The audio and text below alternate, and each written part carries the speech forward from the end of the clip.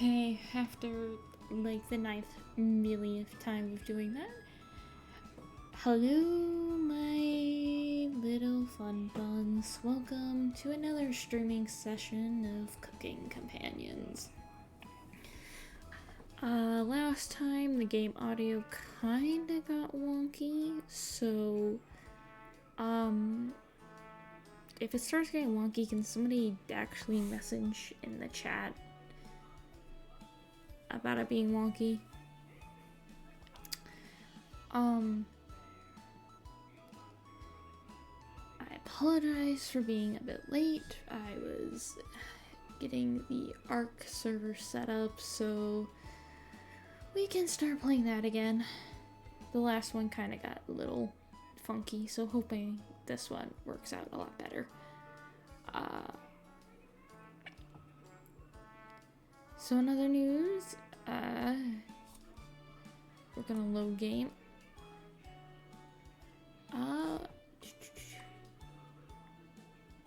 I'm actually going to kind of restart this a little bit. I'll restart here. Okay.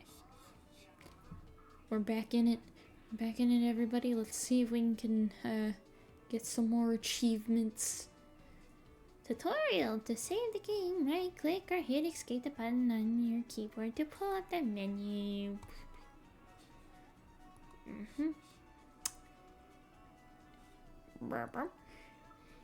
This menu will also allow you to adjust the volume levels or exit to the title screen to view unlockables. Please note, going back to the main menu or exiting the game without saving will remove progress you've made. Be sure to save. And as I keep doing that. Do you have any experience making meals? Okay, I'm going to actually start saving it during all these. Like where it gives you different choices, because because this will, when I come back to it, it is just easier to do. Of course. Is that so? Looking at you, I think you'd be good at serving up food poisoning. Like I said, she's a bit of a bitch. Hell have fury like a redhead. Right. It looks like Karen will remember that. Oh, I bet she will. And then she'll scold me to the manager. Anyways, going to check out the living room. Let's talk later. Karen heads to the living room and starts dusting a little bit. You decide to look around the kitchen to find the ingredients for our meal tonight. Tutorial. You never know what you'll find around the cabin. Clues, secrets, maybe revealed by searching an area more than once. Why not give it a try? What area do you want to search first? You check the drawers on the left. Shoot.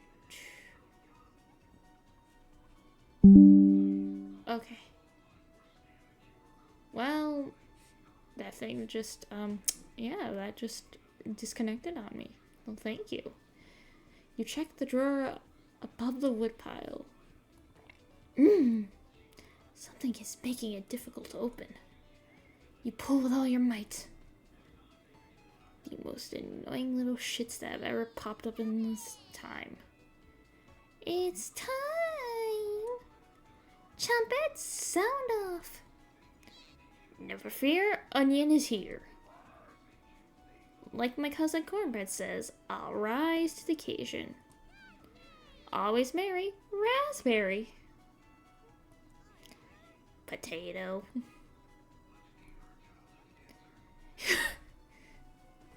Cabbage stuffed me into this drawer. I'm pretty sure this counts as kidnapping.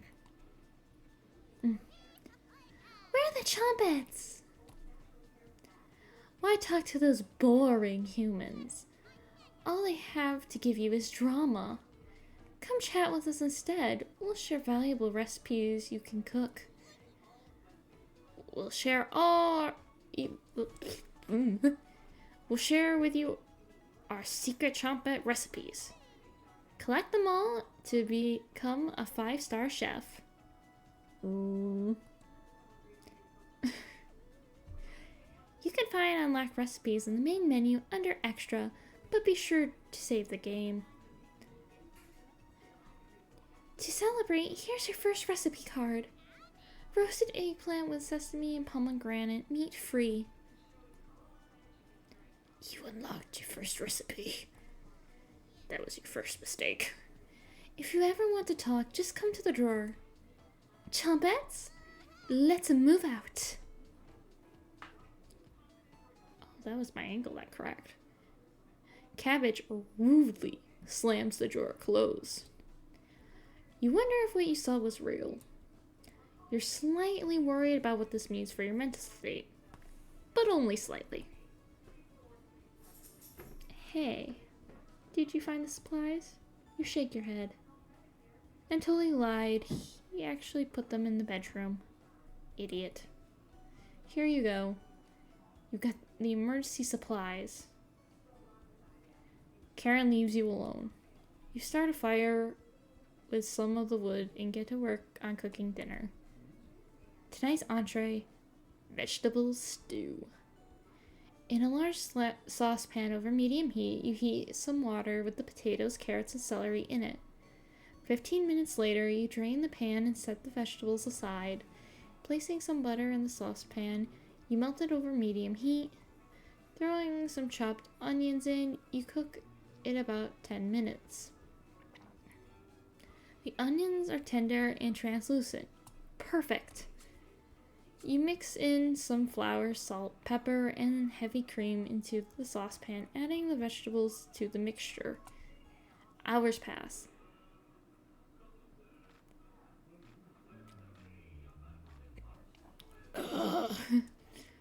We're back. More firewood than you'll ever need.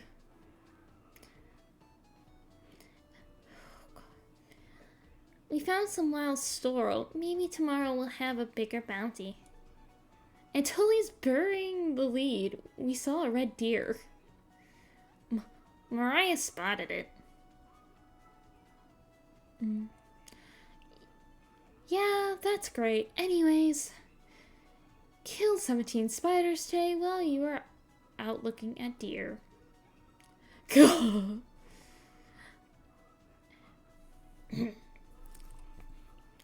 That should come as no surprise. There's over 160 species of spiders here. Oh. 160? Don't worry, Mariah. I'm sure they were all in the bathroom or something. Heh. No. Almost all of them were near the couch.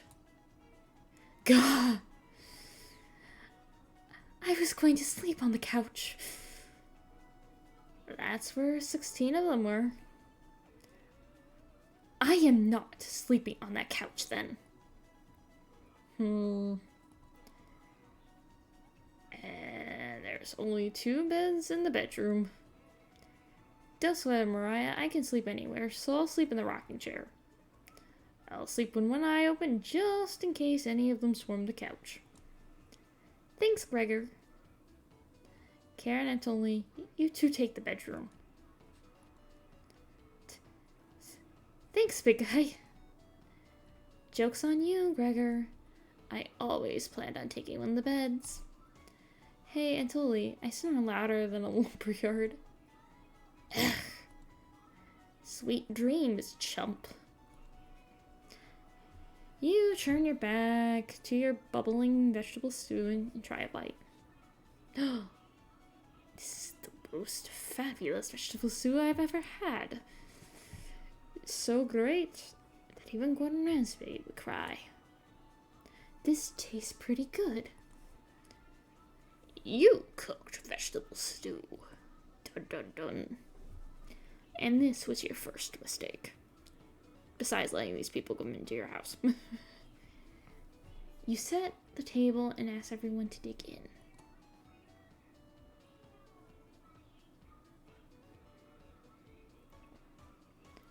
Oh wow, this smells delicious. Thank you. You must be a world-class chef. Karen takes a bite.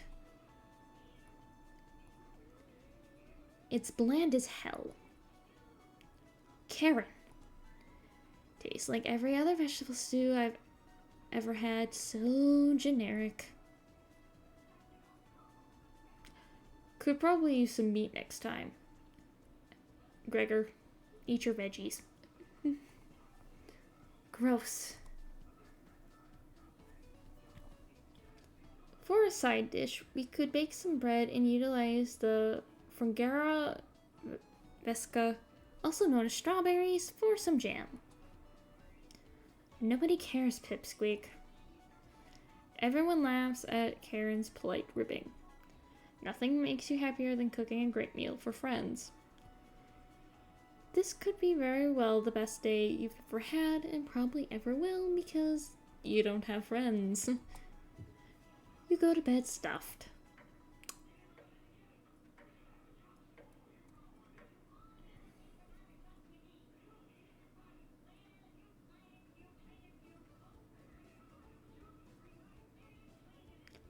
Hey, you up?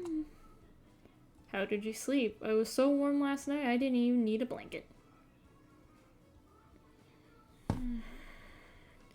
What time is it? About one hour until dawn. Will you two pipe down? I'm trying to sleep over here.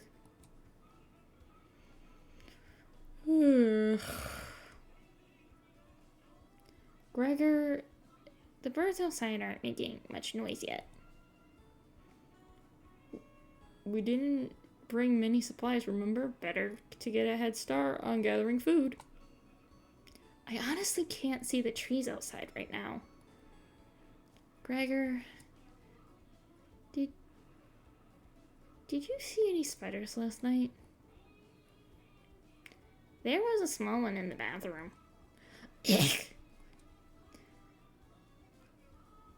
Actually, I did see a centipede by the sink. Mariah turns a little pale. Karen's messing with you, Mariah. Let's find more wild sorrel today. Gah. If you're lucky, little guy, maybe I'll teach you how to catch some wild brown trout. What's with you and me, big guy?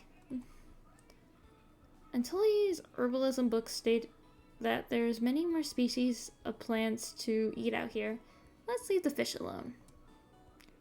You know, I'm not, into meat. That's a shame.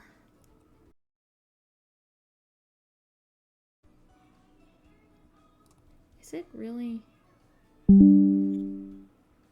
It is being a pain today.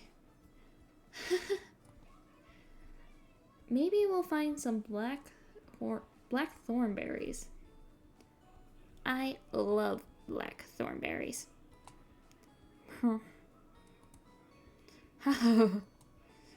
We'll be back later. Can you wash our stuff today? You nod. Thank you. Thanks. Don't steal anything, okay? You nod. I don't want your shit. Mariah, Antoni, Gregor, and Karen leave the cabin with a hop to their step. You're alone, but thankfully you have a drawer of chompets to keep you company.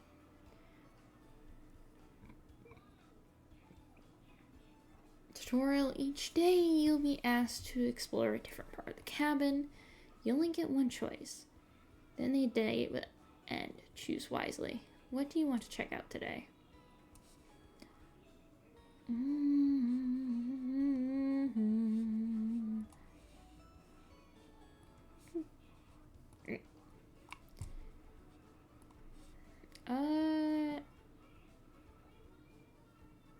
Go into the basement?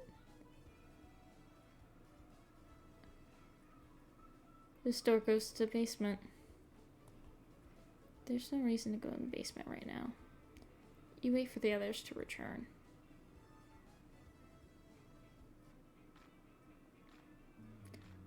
We're back! Knock it off, Mariah. It's pretty rare to be scared of one. It's not. Who knew the big guy would be so scared of? Shut up! You don't understand. I don't think anyone understands, Gregor. So hard that she's about to hyperventilate. Stop Mariah from hyperventilating. Absolutely not. One less mouth to feed, right? You don't get it. It's pretty personal. Then please explain, big guy. Gregor looks incredibly uncomfortable. Let's leave him alone. We found some raspberries and elderberries near the cabin. Quite a selection of berries. We also found more wild sorrel. Is this gonna be enough for a good meal? Everyone is looking at you for an answer. You decide to do an inventory of all the available ingredients. It takes you a while, but you decide your specialty cabbage rolls. You first bring a large pot of water to boil. You let the cabbage leaves boil for 2 minutes, straining the pot into the sink. In a medium mixing bowl, you combine some cooked rice, onion, and an egg, salt, and pepper, along with some tomato sauce. You use your hands to mix thoroughly and decide to wash your hands after it won't come off. Dividing rice mixture evenly between the cabbage leaves, you then roll them and tie a string around them so they stay in one piece. You place the cabbage in a large skillet over medium heat, pouring the rest of the tomato mixture over the top. Covering it, you bring it to a boil. You reduce the heat to low and let the cabbage roll simmer for about 40 minutes, being sure to baste it with liquid. Ta-da! You cook cabbage rolls. Mariah looks optimistic, Karen looks skeptical, and Tully looks curious. Gregor looks thrilled. You watch intently as everyone takes their first bite.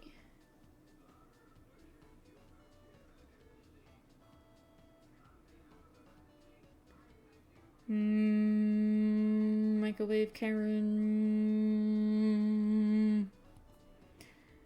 That's pretty darn good. Wow, I could eat the whole batch myself. I think the vegetable stew tastes better, but I'm loving how tender the cabbage is. The sauce is pretty red. Did you use fresh tomatoes for it? It really does add to it. Spoon up some of the liquid on top of it. You'll thank me later. Incredible. It's definitely growing on me. Thanks again for cooking. This was really something special. Everyone leaves the dishes behind for you to do. Rude.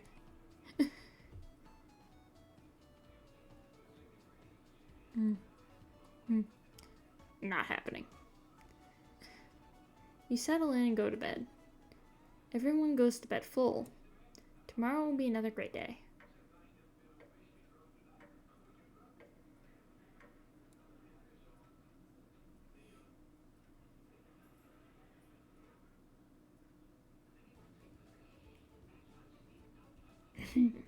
Good morning, everyone.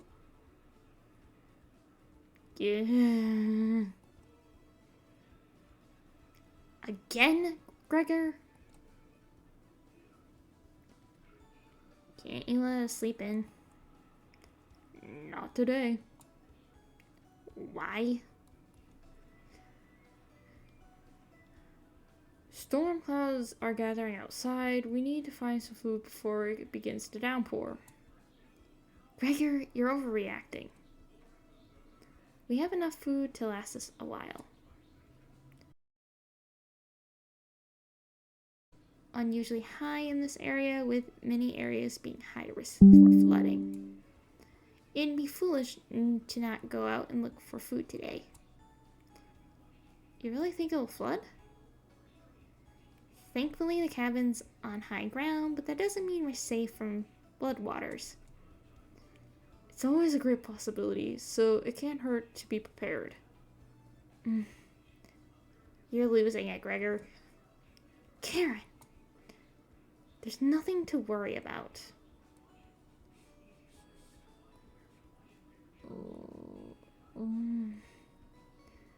I think Gregor's right, Karen. Huh? It won't hurt to be prepared for the worst.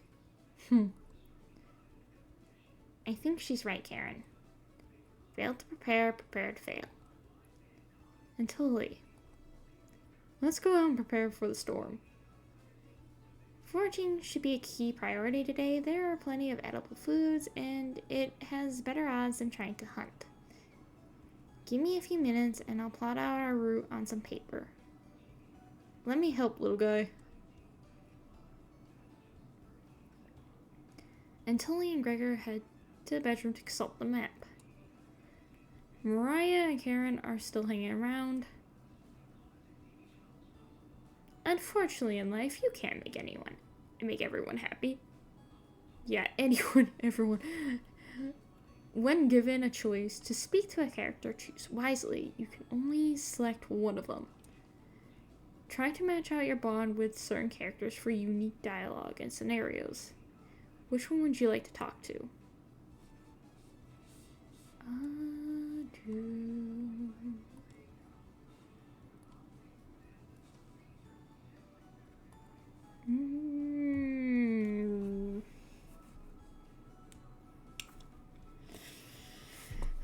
I like Mariah more. But should I try actually maxing one of them out?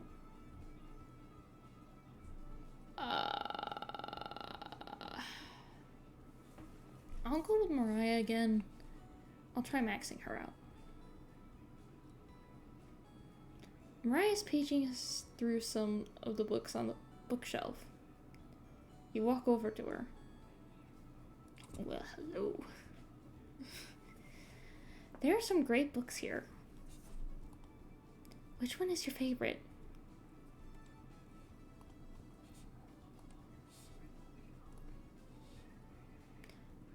The crafting one.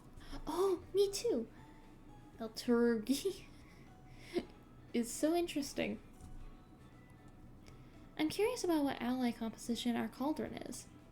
I haven't seen one like that before. Anyway, great choice. You think Mariah will remember that?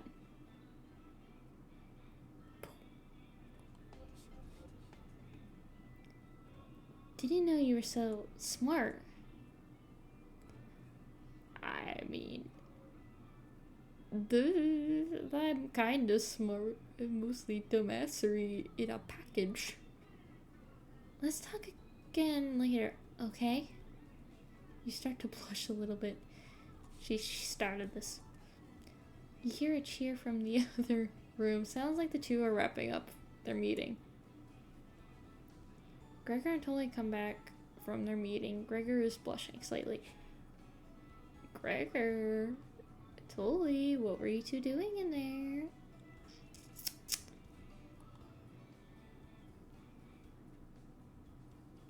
Wait. Hey. Can you cook something while we're out? Yeah. What does he have? Why don't we eat him? Look at, there's a little critter on your back. Why don't we eat that? Oh, that just kind of got dark. Ah. Thank you. Alright, everyone, we have our route now. Let's beat those rain clouds. The group leaves, determined as ever. You have the cabin all to yourself. What's that noise? Sounds like it's coming from the kitchen. You bastard, stop taking up my time. Huh? Radio? What's going on with the radio? You didn't even notice it on the ground when you walked in. Did somebody leave this radio here?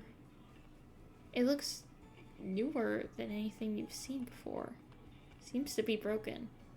Better hold on to this. You got a strange radio. Before you cook dinner, what should you check out? Let's check out the bedroom.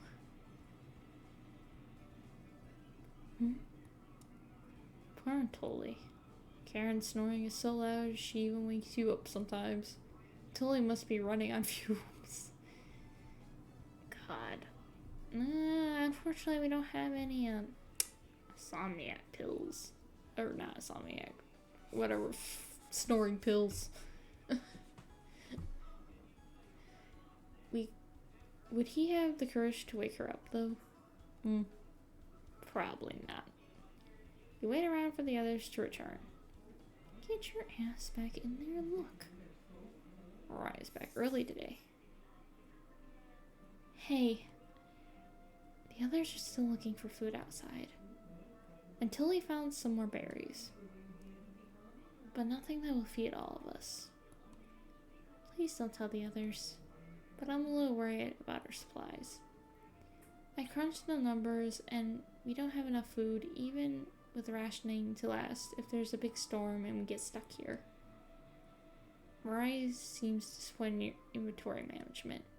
Can you try cooking with a little less this evening? You nod.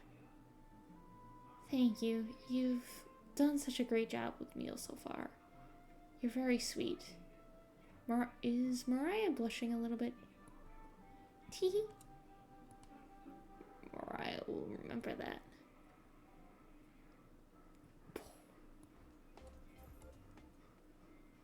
Maybe you can teach me to cook sometime. Looking forward to it. Hey, could you hold cooking classes here someday?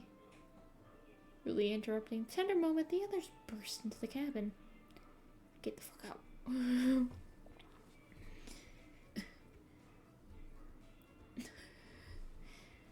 Don't be so down, everyone. We got tons of good berries. Jam is so bland without any sugar. Do you have any sugar? You shake your head sadly. Yikes. Turn that frown upside down, Karen. Who knows what tomorrow will bring? I'm not smiling for you, Gregor. Eek, You missed out. The sunset was really tremendous. Tremendous. On our way back. Hues of orange, red, even a little purple poking out.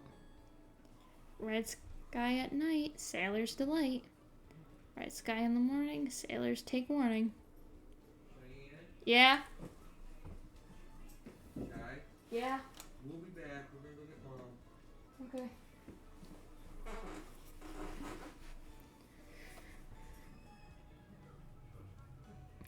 So we can expect the Sailor's Delight tomorrow?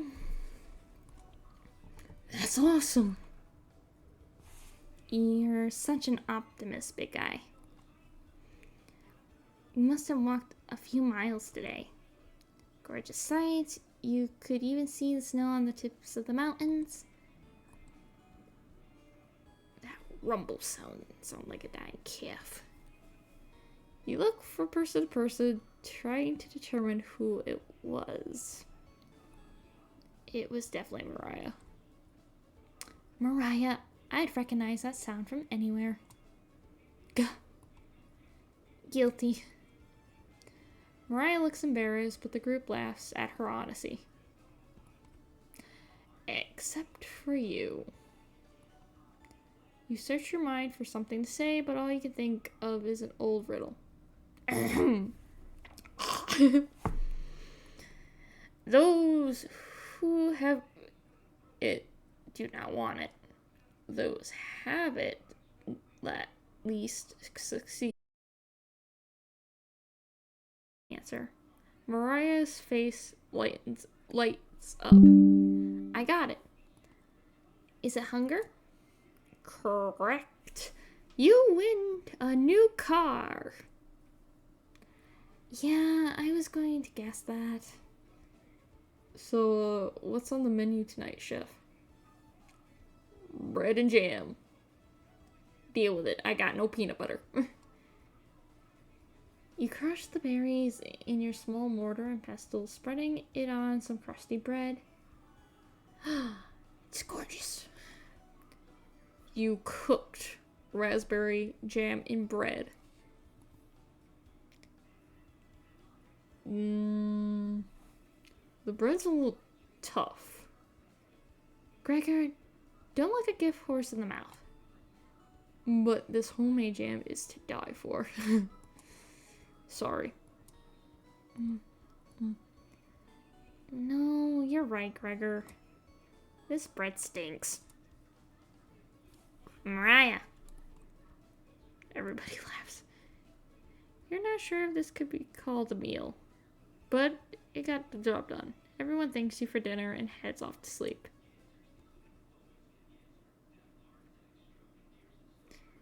You go to bed wishing you had more. Yeah, that sucks.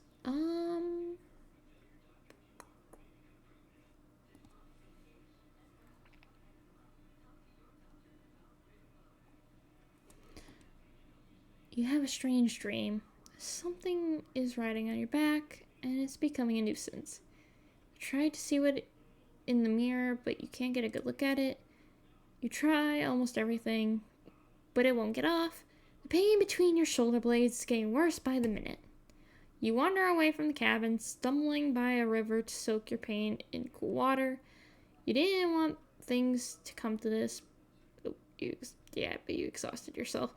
You swim out to the mill. Rocks at the bottom cut your feet. You slip and fall to your knees.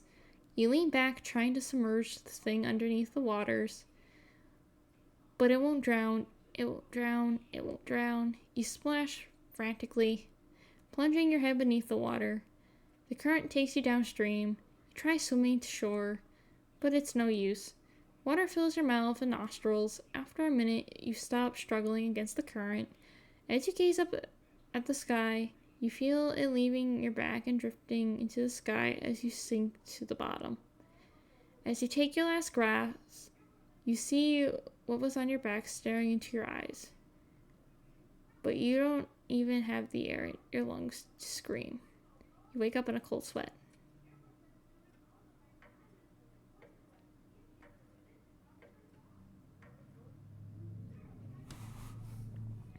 The cars. Oh, it's Friday night. Wake up. Sorry, you were making strange noises in your sleep. What's going on, Gregor? Did the lightning wake you up? It woke me up. Tried to fall back asleep, but it's so loud. Ugh. Let's just get back to sleep and talk about this in the morning. Everyone nods in agreement and gets back to bed.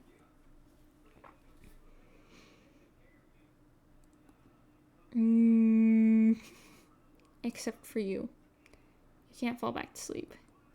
You still have goosebumps from the nightmare. Karen's snoring is louder than a saw bill. Ow, that it actually hurt. Oh, my voice is gonna die in the morning. You find it very loud and very distracting. Woman, get one of those nostril strips. For the love of peace, we're all trying to sleep. You don't sleep a wink. Everyone is now up and awake in the cabin. You hear the front door open and quickly slam shut. Antuli sounds petrified.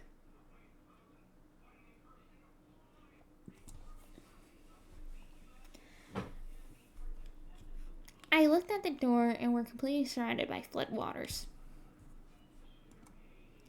Looks like sailors take warning was more appropriate for today. Maybe it'll clear up tomorrow.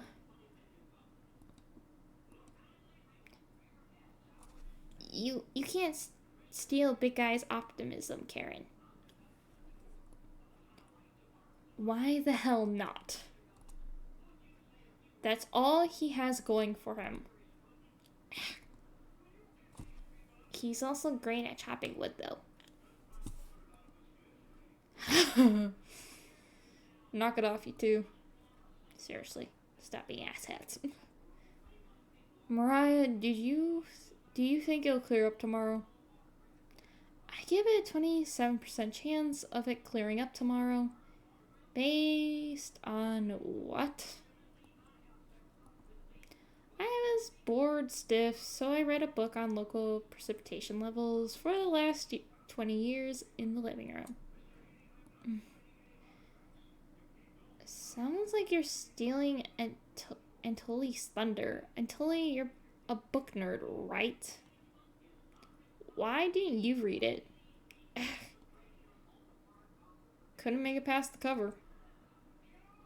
Oh shit. I can't move the wrong voice. Is that right? Yes. That bookshelf has some great books on arts and crafting and natural sciences. Why let them sit there gathering dust? How did you arrive at the 27% chance of it clearing up tomorrow?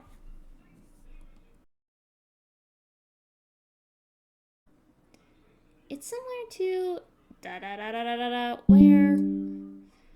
So the first thing you need to understand, minutes of explanation feels like hours. You look over at Antuli. He's listening intently to Mariah. Bullshit. He's learned to listen while staring intently. So intently he has a blink eye. See, he's mastered fake listening. You can see his eyes drying up. Antuli, blink for the love of shit, blink. A tear rolls down his cheeks. Antuli, for the love of God. This is brutal to watch. Even as a sadistic killer, even I can't listen to this. Mariah finally wraps up her lecture. She ends with a bow. Nobody claps. Tough crowd. Mariah, that was awe-inspiring. I broke all my eye veins for you. You lost me a few minutes in, but it's okay. I didn't understand a word of it. Yeah. Until he turns to you. Anyway, there's no telling how long this will last. We can't leave the cabin until these flood water stop. I know our food situation is a little tight, but I know you'll make the right decisions.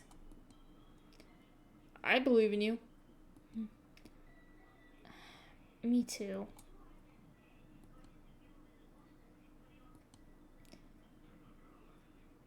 It looks like we have enough leftover berries for more bread and raspberry jam. I'll pass on jam. Just give me more crusty bread.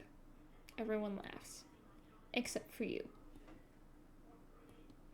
With everyone stranded in the cabin, you need to keep everyone fed and happy. You sneak out to the kitchen while everyone's still talking. You get out some crusty bread and get to work making some more jam. With the kitchen to yourself, you decide to check on the Choppets. Fuck them. Oh, God. What voice did I give Cabbage? Hello. Don't worry, as leader of the Choppets, I'll make sure none of the humans know about us. That big guy would try eating me like an apple, so definitely don't tell him about us. Are your plans going alright? Got a cornbread classic for you. Did you hear about the bread maker's bakery burning down? No? Her business is now toast. That one's been done to death. Do you know how raspberry and milk were introduced? You tell her no. Raspberry milk shake. You let out an audible groan because you all suck at your puns. Did Cornbread teach you that one? Nope. Wasted an entire day thinking about that terrible pun. It was worth the time and effort, Raspberry. Maybe you'll win an annual Chompback comedy competition this year. Of course. Not while I'm here. I won't choke on stage this year. Isn't that every year, Bread? We still talk about that closing line, Bread. You're going to do great this year. Anyways, don't even think of eating us if you're hungry. Chompets stick together through thick and thin. Rain or shine. Feast or famine. Potato, I swear to God, repeat the line or we're locking you up again. Cabbage has some choice words for potato. Life or death. I'm already dead. Fuck it. That's right. Chompets, move out.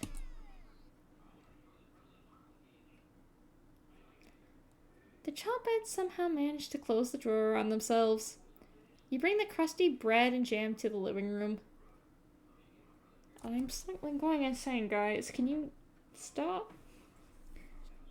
I love how we're complaining about food, but there is technically food up here. We just ignore this. Eat wood. Probably not healthy for you, but we could eat it. Karen interrupts you as you bring in the food. Took you long enough. Karen looks at the 2 slices of bread left in the mason jar of raspberry jam. There is a mold on these last 2 slices of bread.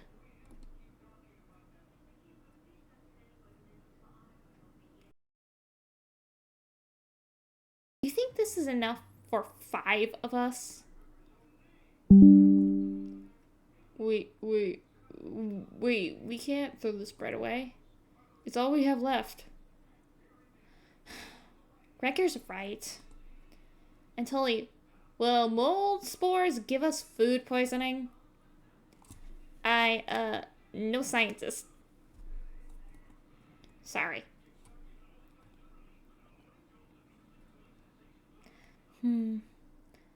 Let's pick off as much mold as we can. We can't leave with the floodwater, so this will have to last us another day.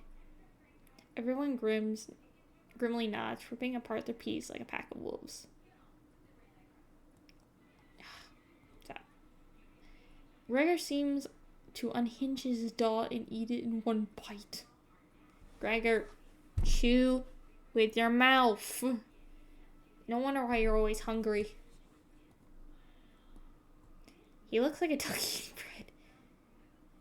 Aww.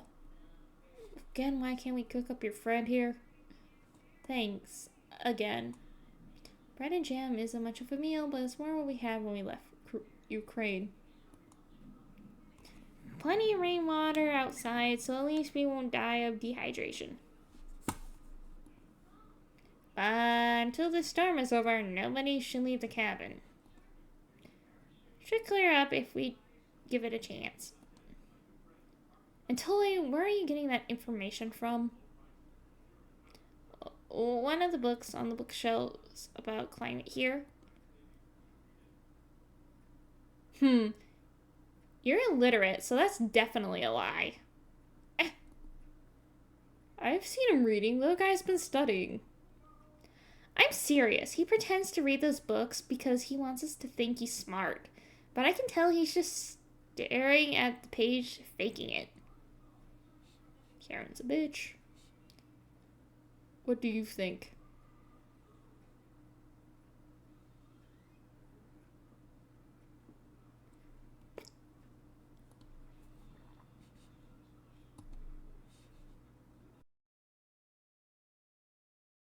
Anyone, it's Oli. Karen has stormed off. Thanks for backing me up. Your relationship is stronger. Good to have someone so positive around. Until he looks relieved. You think he'll remember that? I guess let's call it a day. Yeah. Sure. Everyone shuffle off to their sleeping areas. 10 minutes later. Hey. Karen likes to find somebody's weakness and use it against them when she's frustrated. Just one.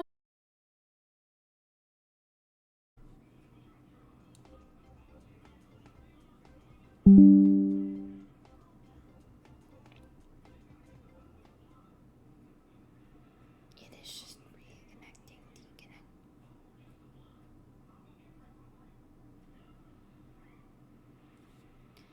You get ready for bed and put a blanket on. You go to bed very hungry.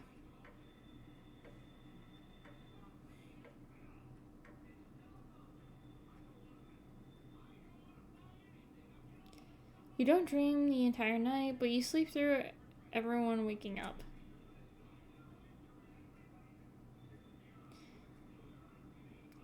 And that's how fast a deer could run if it's startled. Whoa. Incredible. Impressive. I wish we had deer here. With the food getting lower, let's just skip today's meal. No. It's only for one day. Various cultures and religions have practiced fasting throughout history. That doesn't make us feel any better, Atoli. What other options do we have? Our food wasn't rationed properly. Until he leaves mumbling to himself. So passive-aggressive of him. Very much so. Everyone goes to a separate area. Karen in the bedroom, Gregor in the living room, Mariah in the kitchen, and Atoli in the bathroom. Who do you want to speak to? I want to max out my relationship with her, really. Oh! Didn't hear you coming in, huh?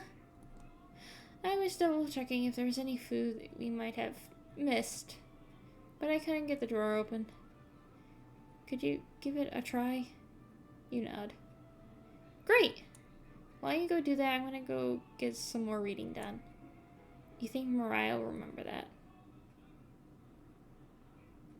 Come on, max out for her, baby!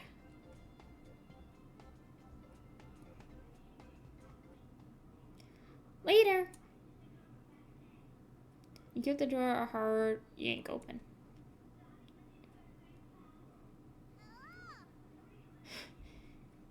Hello! Is the thunderstorm keeping you up at night? You just need to roll with it. Raspberries whisper so quietly, you lean over to listen to her. We need to talk soon. Please listen to me when the time comes. Anyways, please don't let the others see us. That's right, Raspberry. Part of being a chumpette is secrecy. Wouldn't want those humans overhearing our meetings now, would we? You shake your head. Good. Chompets? Rolling out. You shut the drawer. Everyone looks pretty down this evening. Wish the rain would stop. You're all doing great. We must be almost at the end of this nightmare. I'm so hungry. Me too. You are too. You wish everyone a good night and get ready for bed.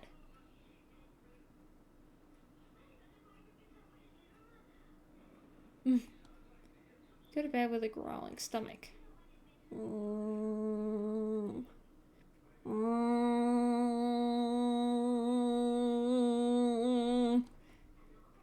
Wake up.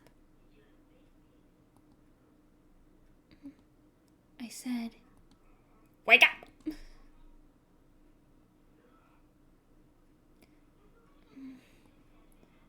rainfall is non-stop again. Did you have anything to do with this? You won't answer her question.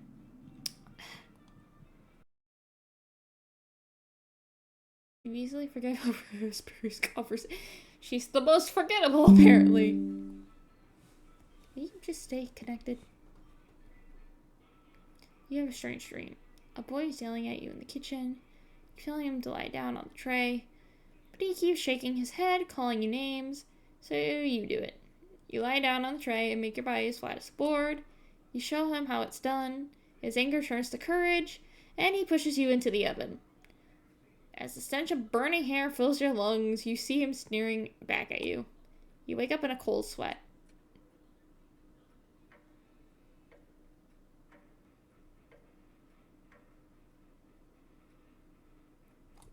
Accusing me of this? You think I like this rainy weather? Everyone seems to be sleeping in later than normal. Their stomachs must have kept them awake all night. Yeah. The rain is still pouring outside. You can barely make out the trees from the windows. You hear her stirring up blankets, arms and legs. Mariah looks petrified. I couldn't sleep. Atelier has bags under his eyes. The storm is too loud. My voice. Karen looks out of it. This cabin had creaking so much last night. It sounded alive. Gregor looks a little gaunt. I got a good look out the window. And couldn't see anything due to the rain. Great observation, Gregor. I was so hungry last night. I kept pacing around my bed. Karen turns to you. When is this going to end? I checked outside the door again. Floodwaters keep rising. Unfortunately, we're going to need to stay put unless one of us wants to drown in rainwater. As soon as the weather lets up, we'll be able to scavenge for supplies. How close is the nearest town? I don't know. Do you have a map on you? More microwave sounds. I think I dropped it while we were running after Gregor.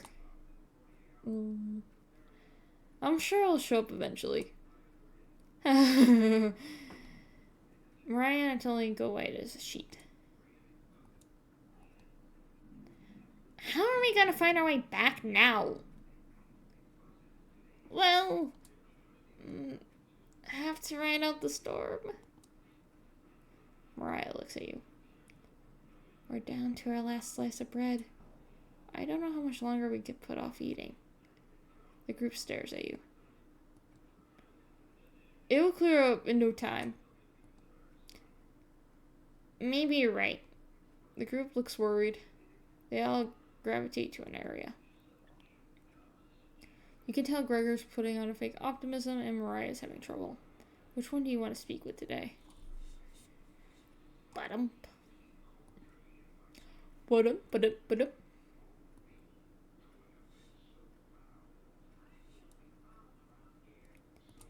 We're gonna keep speaking Mariah. Brrr. Mariah goes brrr. It's cold as hell over here. I'm surprised Gregor isn't freezing to death at night. How does he do it? You explain to Mariah how size of person and fat content determines how warm they are naturally. Gah! Wish I was as big as Gregor. But to be honest, I don't need to be that tall to make a difference in the world. Do you know what he wanted to do for a career? Mariah does her best Gregor impression. Split firewood and gaze at the stars. Oh, that sounded a lot older. How boring is that? Depends on the person, but pretty boring. You're so funny. Thanks for coming in and chatting with me. Mariah blushes a little. You make it easier to pass the time. Thank you. You're pretty sure Mariah will remember that?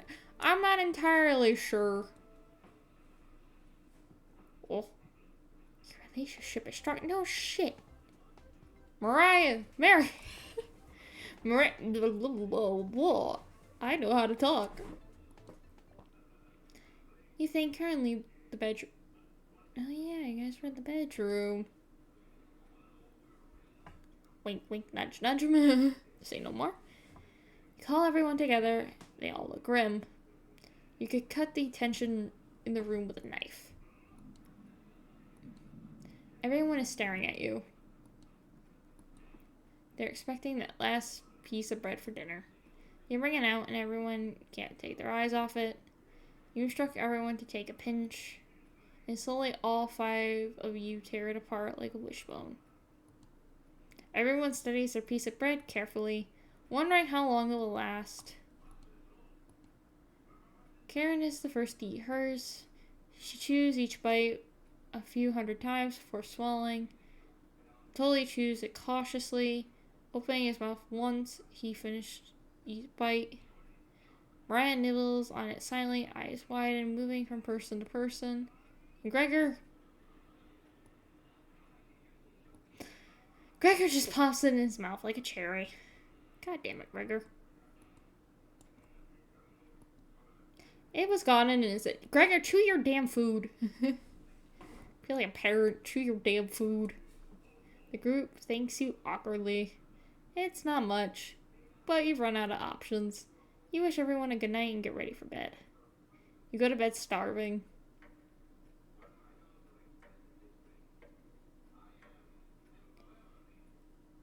Yo, if this was by doing and making the weather, I'm a dumbass. I could at least got more food in. Good morning. Morning. Let me check if the rain has stopped. It's still flooding. What are we gonna do? Humans can live about 2 to 3 weeks without food. Water isn't a concern. Rainfall should end in a day or 2, right? Actually, I know how to talk. Precipitation can occur more than 215 days a year here.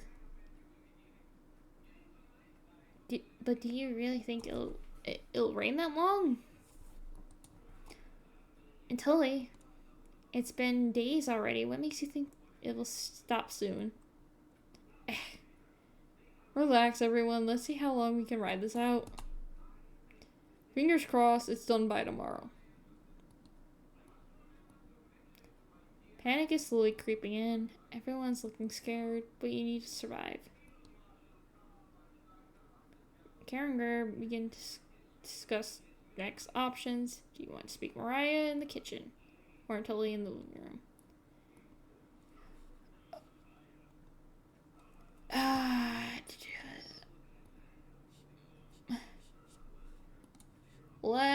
speak with Mariah. Let's get that last heart. Hey. Mariah looks relieved to see you. Gotta. How are you holding up? Oh, this is gonna be quick. Oh. This is more difficult than your crane. Not very good. That's very sweet of you to ask. Mariah's looking at you intently. She gets a little closer to you. Gosh, she's finally decided to kill me. I noticed you didn't use any meat when cooking. Usually I have to pick out foods the others make, but you respected that. Thank you. Mariah's looking at you with admiration. I need to speak with Gregor for a minute, but thanks again. You're definitely sure Mariah will remember that. You decided to check out the drawer again. Oh yeah, I gotta check out the bastard. Potato. You asked Potato where the others are. They'll be back. They'll be back. They want to explore the labyrinth of the tunnels around the cabin. Surely you've seen the mouse holes, right? They connect all over the cabin. You just get deathly sick if you tried, and from look of you, you need to retain all the water you can. From rationing to cooking, you failed every common sense measure for basic survival this week. You knew something like this would happen, right? Never mind.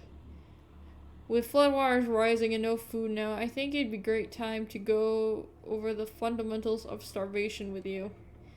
When experiencing starvation, these are the 4 factors that will determine if you live or die: age, height, weight, and your degree of activity or inactivity. You've been especially lazy, so I think you'll survive a little longer than the others. The Harris-Benedict equation can help you figure out how many calories you need to simply maintain your current weight. The equation produces a number called the basal metabolic rate, or BMR. Stay with me here. BMR equals 655 plus 4.35 times weight in pounds plus 4.7 times height in inches minus 4.7 times age in years. Got it? For fun, let's try it on someone here, Mariah. Using Harris-Benedict, she looks like she's 120 pounds, about 5 feet 5 inches tall, about 20 years old. Crunching the numbers, I think she'll need about 1,388 calories daily, but that's being abnormally stationary. She'd have to lay in bed all day and night, just eating, breathing, and using her brain. Not very common when you're starving to death. People tend to get up more. If she was being very active, let's say swimming through floodwaters, we need to multiply that by 1,388 calories by 1.9. So now she needs 2,638 calories per day. That's quite the difference, especially if you didn't ration the food properly, which you didn't. I guess that wraps up our first survival lesson. Hopefully we'll never have to speak again. Okay. Shut the door, going over the numbers again.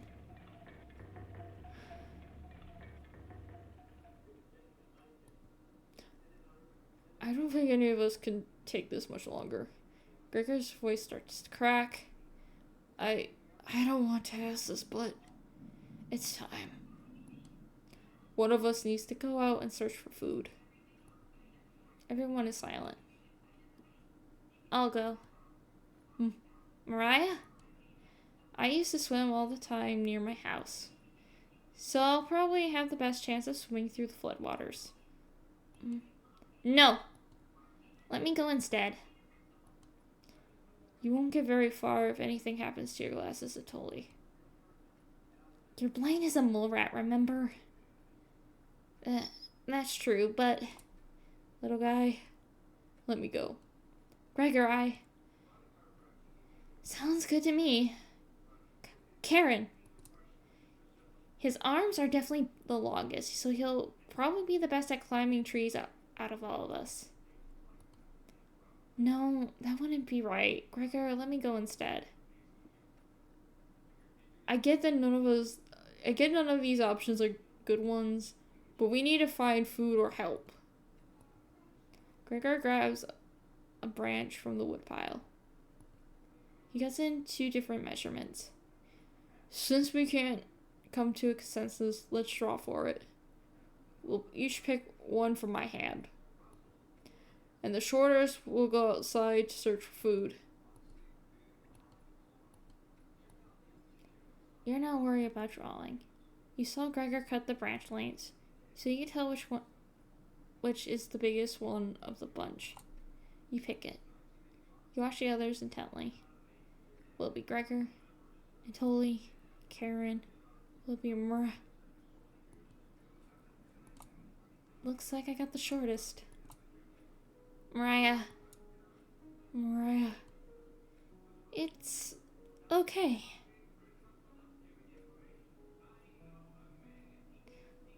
I watched Anatoly forage earlier, so I'll know what to look out for.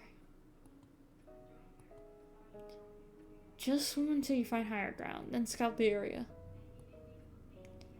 Maybe you'll find a fish out there.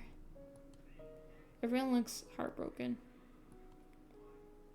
Karen, Anatoly, Gregor, I'll keep us alive.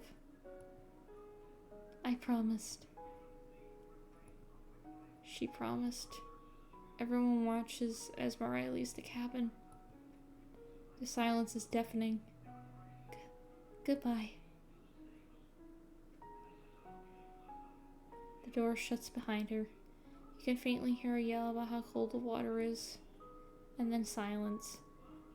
Mariah has left the cabin. I'm sure we'll see her again. The rest of the group nods. Everyone stays up, waiting and waiting. The sun has completely set. One by one, each person quietly shuffles off to bed. Get ready for bed and easily pass out. You have a strange dream. 2 women in front of you could be twins. One of them you recognize, the other is a guest. You ask the guest to sit on a shovel, and then you try pushing it into the oven. Her legs are so strong you can't get her into the oven. You curse at her repeatedly. Like this, you hiss. You stretch out your legs until your toes are almost sticking out in the coals. You feel 4 hands on your shoulders and both of them push you in. A familiar smell of smoke and burning hair causes you to throw up on the embers.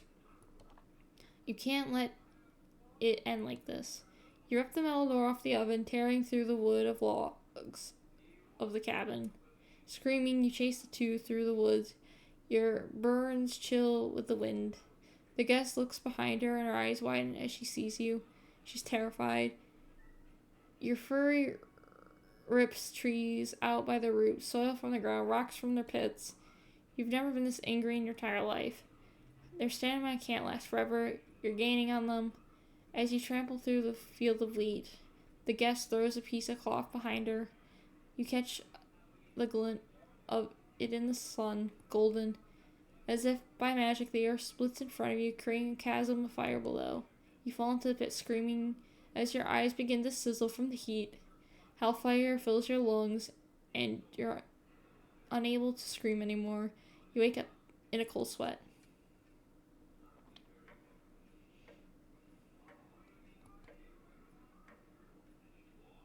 It's been me too. She'll be fine. Right, little guy? So what do we do now? Just wait? Karen. How long It's been almost a day since she left. Tully and Gregor look nervous. Someone needs to go look for her. We need to wait, Karen. Wait for what? The nearest town is miles and miles away. Waiting is all we can do for now. So it could be days before she gets back? What are we supposed to eat? Mice? Karen, I'm sure Atoli will agree, but we'll discuss next options when we get to it. Every waking thought is about food now. I never should have eaten that much. Karen's hands are involuntarily shaking. Gregor and Tully just nod in agreement. They don't even need to hear her elaborate. You're sure Mariah will make it back? She promised. Everyone retreats to their areas. What do you want to do today?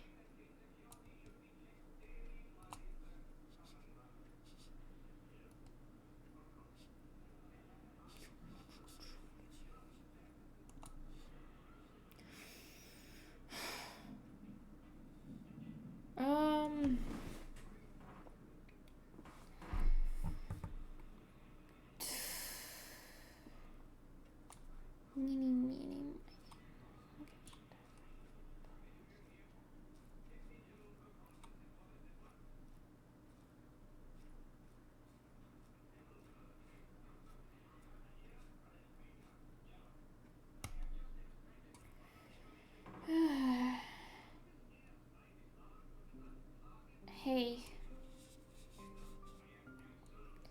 You don't have to lie to me.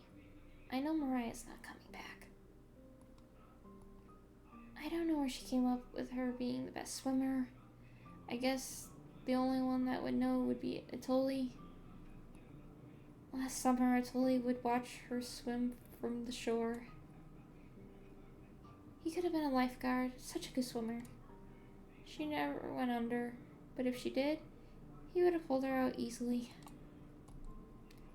Why would she lie about something like that? Karen seems deep in thought. Maybe it's better to leave her alone. He closed the door softly.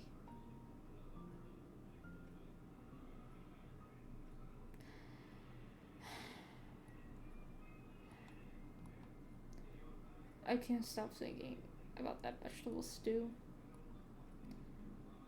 I'd be fine with bread and jam.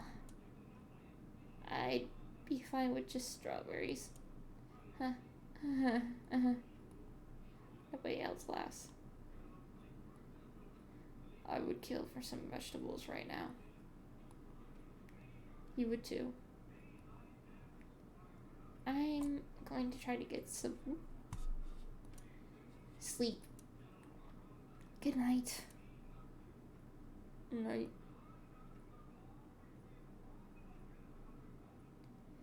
You fall asleep quickly, but you only dream about. You'll fall asleep quickly, but you only dream about disintegrating a corpse. That's great. I can't talk today. You wake in a cold sweat. In a completely different room. Da da da!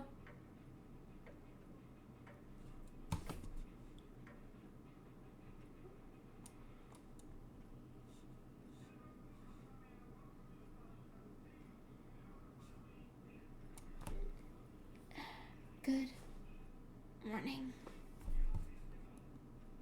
Karen's looking worse. Will you cook for the group today?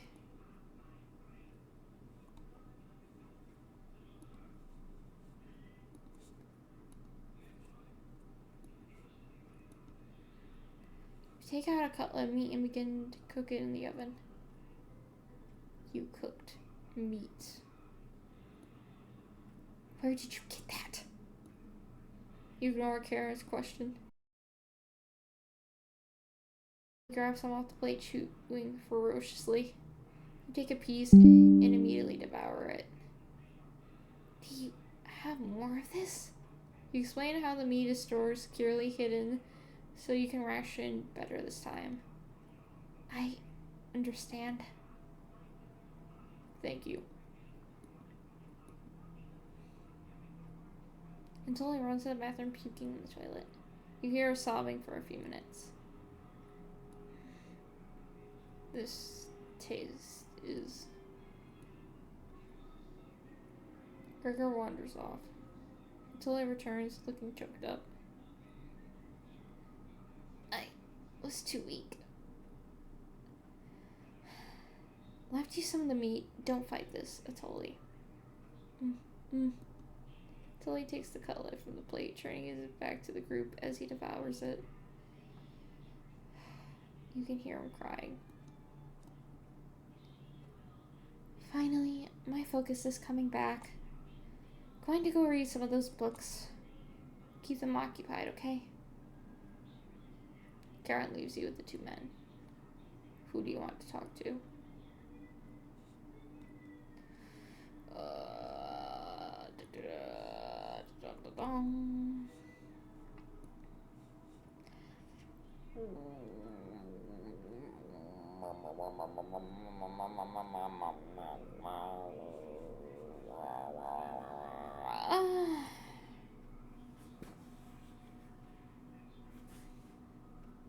Clockwork burger this time. Hey. Oop. Why do I keep doing that? Thanks for cooking the meat earlier. I was nearly passing out from hunger pangs. Even if I'm a meat and potatoes kind of guy, I appreciate the vegetarian dishes you made earlier. You really respected Mariah's boundaries.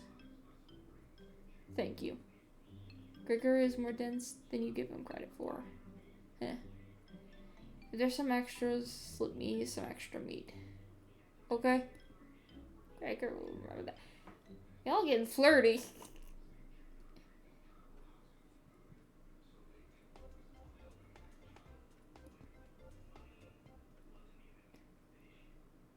Going to see how Atoli's doing later. You have all the bedroom all to yourself. Well, you know what that means. Where do you want to check first? Oh, bump, bump, bump, bump. Gotcha. You notice a bone sticking out. Is this a human bone? Nope, chicken bone. Gross.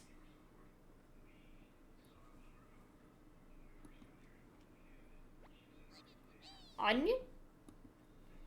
Don't be a crybaby, it's just me. Onion! Was just playing with some of the toys in the store.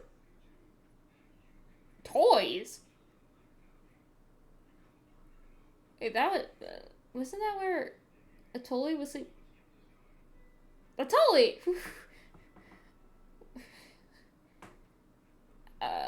Where'd you sneak those in? You're for... Okay, different kind of toys.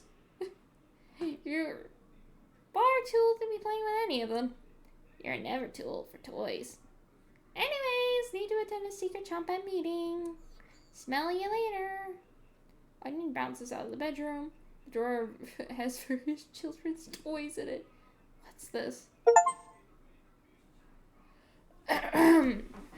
June 26, 1862. Another body of a child has been discovered in the city of Zakopane, with the remains stuffed into a barrel full of potatoes. The cause of death was identical to earlier victims, with significant blood loss due to multiple stab wounds to the stomach. This marks the fourth victim by the butcher of Zakopane in less than a month. Potato! You take the bloody newspaper with you. Hours passed. The meal gave everyone the perseverance to going. Eating will just make them hungrier. They're fine now, but they'll be begging for more.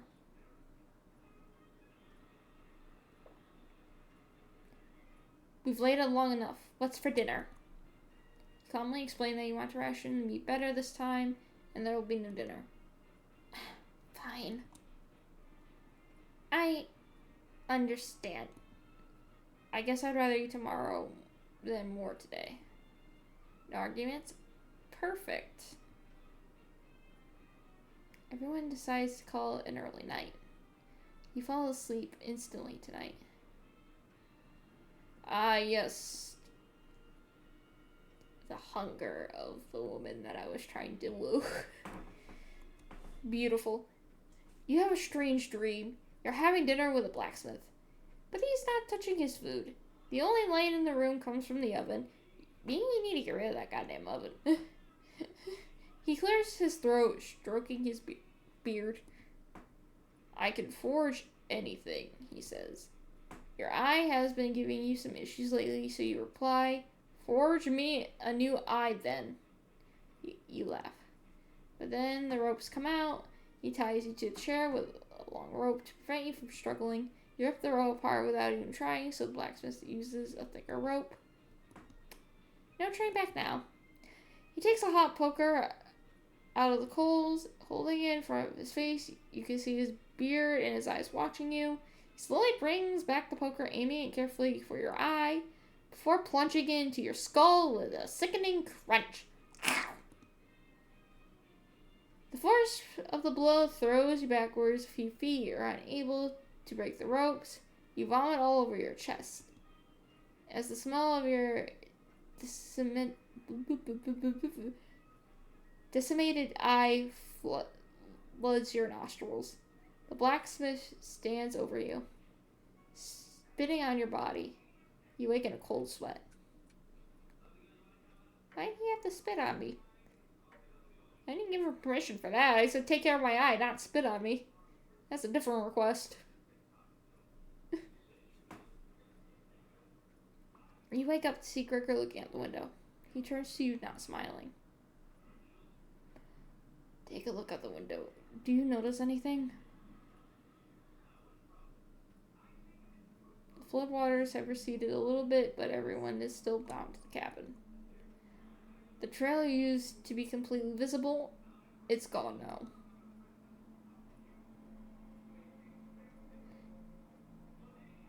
Good morning, big guy.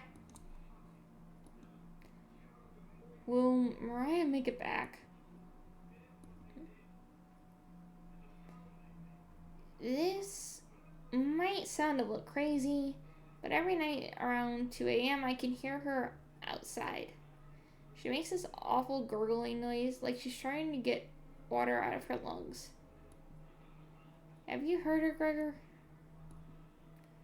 Sometimes when the rain gets faint. I think I can hear her whispering. I haven't heard anything like that. When she's whispering, it's like she's trying to tell you something, right?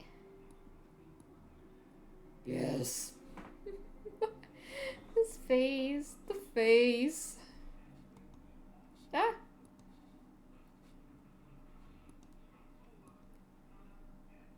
I sometimes hear her crying through the radio.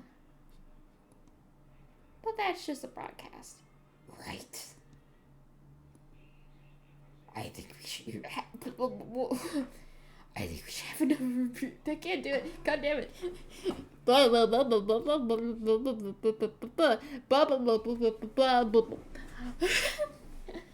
I think we should have. No, God, I can't do it for that long. God damn it. I think we should have another piece of that meat for breakfast. God damn. I'm just dying over here. One step closer to Mariah. It's what you would have wanted. Gregor. Yeah, Gregor. What's gotten into you, Antoli? Antoli's eyes look at you begging. Bring us another slab. Please. He clearly doesn't have the stomach for it. I can't get the taste out of my mouth. Please help me. Tully? Gregor looks pained with the Tully's words. I think he's right. Please bring us more of that meat. You grab some meat from your secret hiding place. You cut it into squares, adding it to a boiling cauldron of water. It will taste bland without any seasoning, but you need to serve it up right away. Microwave noises.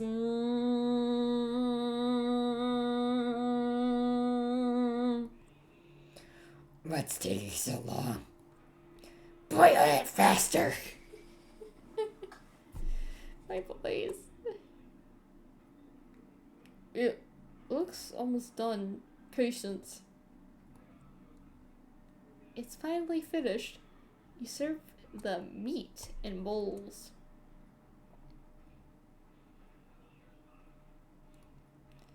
Gregor drinks the broth first before swallowing the chunks whole. Gregor, for the love of God, chew your fucking food.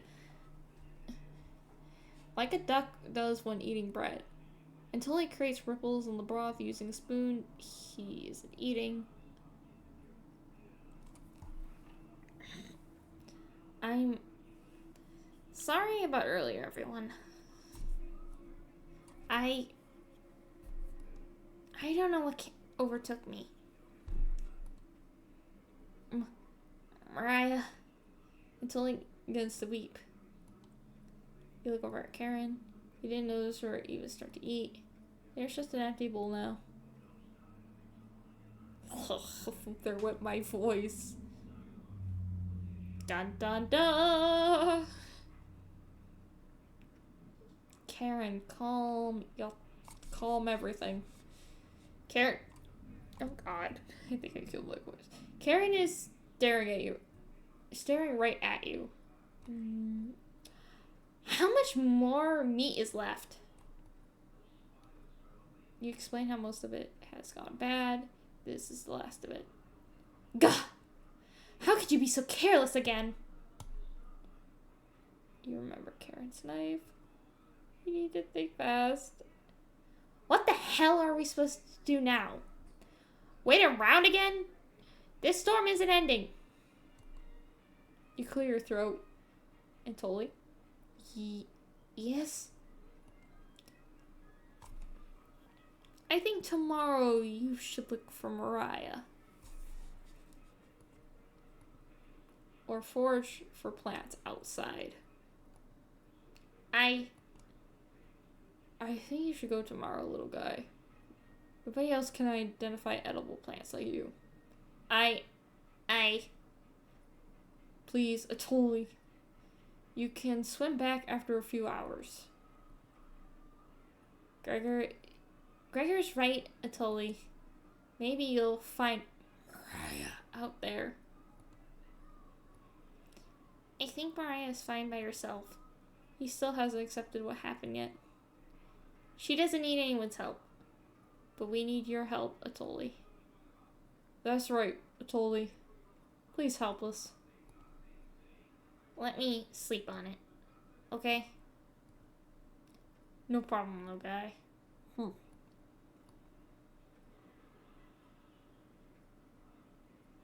Everyone shuffles off to their rooms, reading books and needing to pass the time.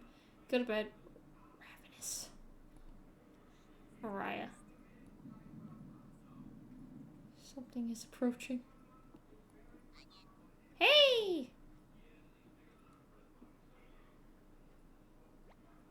Don't be a crybaby, it's just me, Onion! Not going to be very sweet today. I'm worried about Atoli. He's going to cave to peer pressure. Can you stop him from leaving the cabin? You don't answer, Onion. Please? Don't you trust me? Not in particularly. You shake your head. Got a fun factoid for you. Did you know that leaving outside an unpeeled onion in your room absorbs bacteria? It'll help prevent colds and ward off viruses. That was a lie! It's a lie! The fun factoid of that myth people actually believe in the 1500s. How embarrassing. Who would believe that? Ha ha ha. There even was a doctor in 1919 who caused a surge of people believing it. Ha ha ha. Anyways, you know what smells like a raw onion left in a room? You! It's been a while since your last bath, right? You can't remember? I haven't been showering for a while. Could smell you before I even came into the room. Yikes! So, can you stop Atole from leaving? I know he has cabin fever, but this is ridiculous. It'll be impossible to stop a grown man from leaving. Please? We don't need another one stalking the hallways. Tapping on the windows, crying through the radio. You have a sudden urge to scream. Why do you think I've been using the muscles to get around? Scared to death that I'll run into her. Don't make me tattle to Cabbage about you. She can be mean as potato if you get on her bad side. Just kidding, she's great. Anyways, when the time comes, just tell Atole you care about him and don't want him to leave. Even if it's for me, okay? You can trust me. Now, if you excuse me, I need to work on some new ice skates. They're made of butter slices, so I'll get to skate around the frying pan rack tomorrow. Later! Later, taters.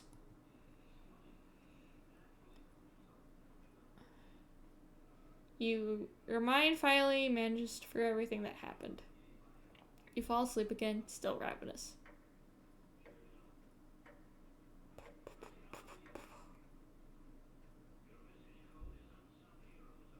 Oh, I gotta start home. You have a strange dream. A fox is collecting payment in your living room. You despise him, so you put 2 dogs at the bottom of the sack, then add 6 chickens on top. The fox smiles at you and leaves. At some point in his journey, the fox will eventually open the sack, and the dogs will tear the fox in half. Filled with such loathing for the fox, you gave him the only things you had for food, all those chickens. As the snow piles up outside, you begin to eat whatever you can find. Pillowcases, candles, leather. One day you wake up and you have nothing left to eat. Absolutely nothing. Just insatiable hunger. A few days later, you go mad and leave the cabin completely ravenous. Yeah? Mom's got your Frosty out here. Okay. I'll be out in a second. A nearby tree looks like charred meat. Your iron teeth cut through the tree bark, tearing your gums apart by splinters. Your mouth fills quickly with blood. Days later, a deer gallops by. First creature in the wood to see your corpse. You wake in a cold sweat. Okay. I'm gonna be right back. Just 1 second.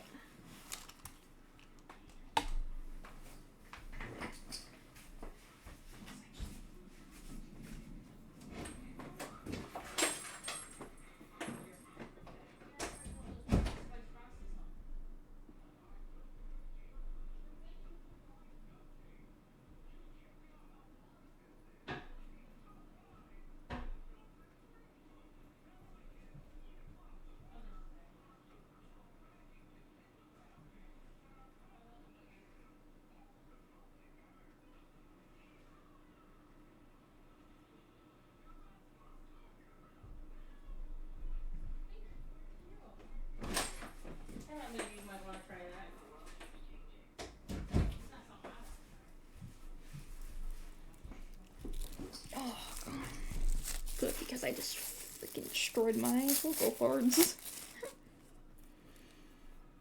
This is that pumpkin spice Frosty. It's good. It's good. It's good. Woo. It's actually not that bad.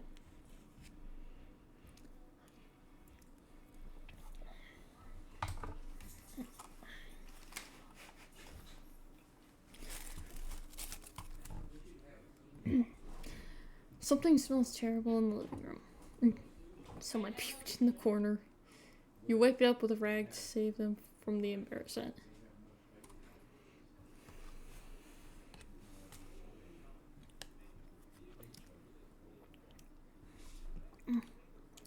Good morning. Good morning, little guy. Well, Atuli, what's your decision? I barely slept last night. Her whispers came through one of the holes in the floor. She kept telling me to come outside. We don't want to rush you, but one of us puked last night. So, that's what that smell was. Atuli, my patient is wearing thin. You have 1 hour to make a decision. Oh, why so quickly? Because I'm not the one waiting any longer. You can see a glint of Karen's knife under her dress. Best to watch out for that knife. The group disperses. Tension seems to be rising. You have 1 hour to kill. What do you want to do? Oh my god, I gotta save the game.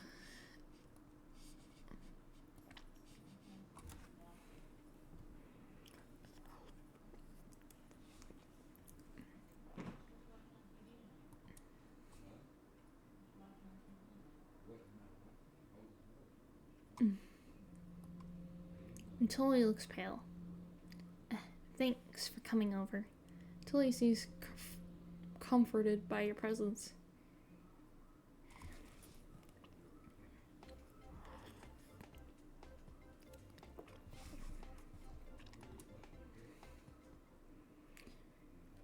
Gregor told me he's meant to you. Save the game.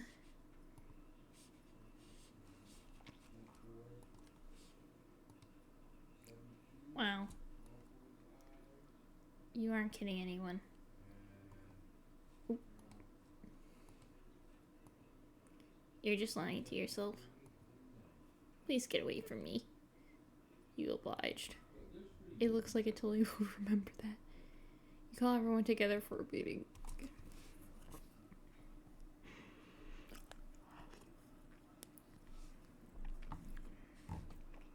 Atuli, you okay, little guy? Why do I keep doing that? Tully looks pale, like he's gonna pass out. And Tully, have you made a decision? Yes. I'll help you all out. I promised. Thank you, Tully. Big tears rolled down Gregor's cheeks. I'll miss you, big guy. I'll miss you too, little guy. Thank you, Atoli. I know this wasn't easy, but it's for the best.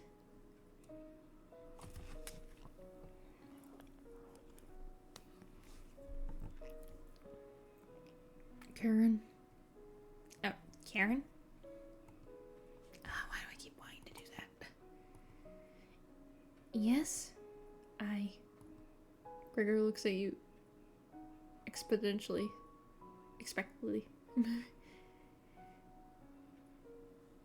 Did you want to say anything to Atoli? You say nothing.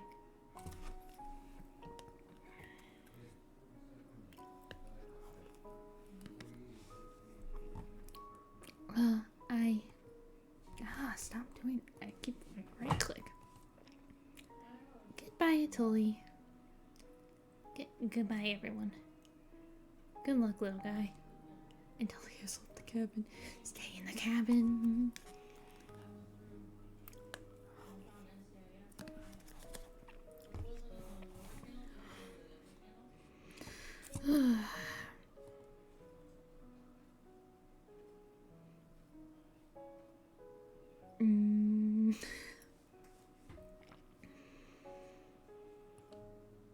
See you soon, little guy. I guess all we can do now is wait. Good night. Karen goes to the bedroom to sleep. I didn't tell him the truth. Gregor is getting choked up. I didn't tell him. Missing him already.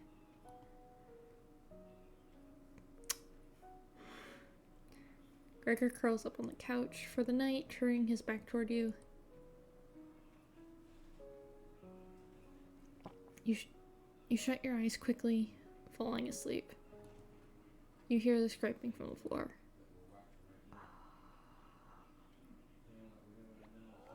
Found you! You explain how this isn't a good time right now. This is no laughing matter. I'm worried about Gregor. He's as tall as a tree, but dumb as a brick. What's the root of that? Another cornbread classic. You're being very unpopular right now. That's a tree reference. Get it? Haha. Anyways, you need to protect Gregor from the red-haired woodman. Cabbage called an emergency Chombette meeting and told me to give you this mission. Watch out for that knife. Protect Gregor at all costs. Understood.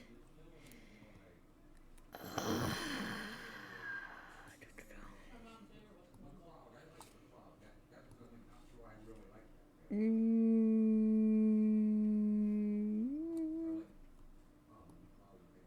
nod. It's the least you can do, right? You tell Brad that pun didn't make sense. On a roll today, I'll see you tomorrow. Brad hops away, squeezing himself through the mouse hole with a small pop.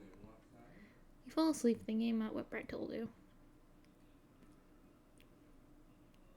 You have a strange dream. It's lying on the table in front of you. You take off the glasses first, partly cracked, and set them down next to the workbench. Working the saw, you wrap the cuts in an old newspaper. Some of it gets soggy immediately, so you begin drying the cuts with a towel before wrapping. Much better. You hear something approaching, so you clench your fist and get ready to strike whatever's coming for you. You wake in a cold sweat.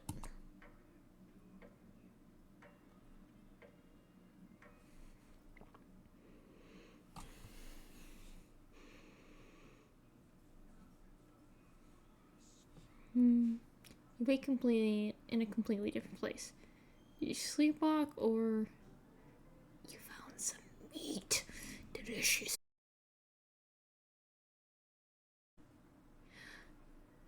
What is it?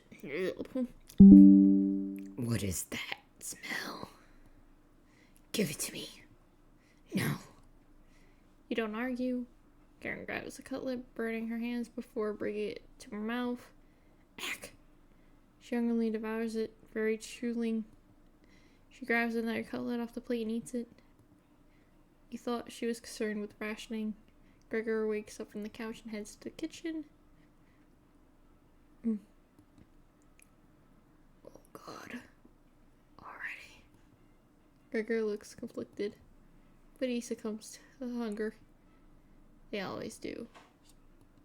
Gregor eats his food in a few bites, carefully grabbing a second cutlet. The tears start streaming down his face, but he doesn't make a sound. You join them in the meal, quickly consuming the meat on top of the table. I can think straight again. We'll be out of here in no time. No need to ration anything now. Karen is sounding more determined than before. I'm going to lie down on the couch. Try to keep this food down. Gregor crawls onto the couch, turning his back to you. Karen leans in to whisper, I'm glad Mariah and Tully are gone. They were stopping us from bonding properly. How did you get so good at it? You tell Karen. After one bite, it just made me feel whole again. Even with the nightmares, it's worth it. It took a few nights, but I fought back. And now it's all I can think about.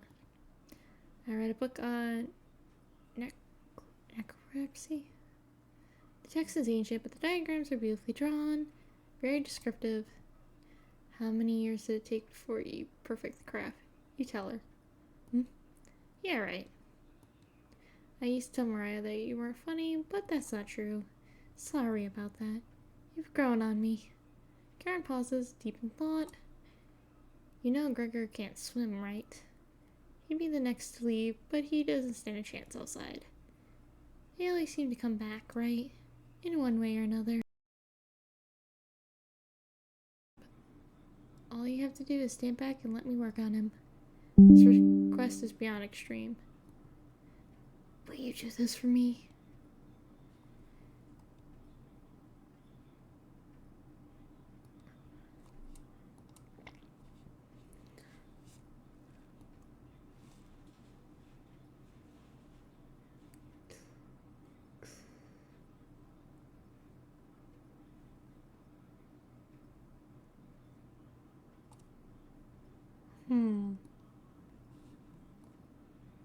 I need to psych myself up for what's next. This is my first time. I want it to be perfect.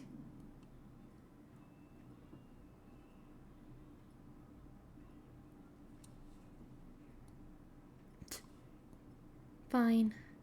Save that for a rainy day. I have everything set up at the couch. You don't have to watch. The restraint should be easy to apply myself. Gregor's strength is a farce. Gregor, hi. Hey. Hey, Karen. Ah, why do I keep doing this? What are you doing? Untie me. Oh my god. This will be over soon, Gregor.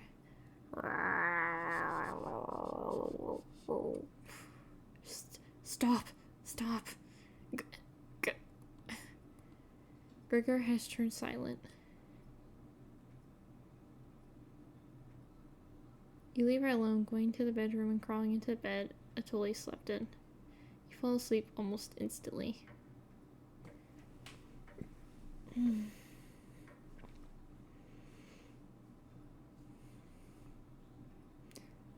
Wake up, sleepyhead.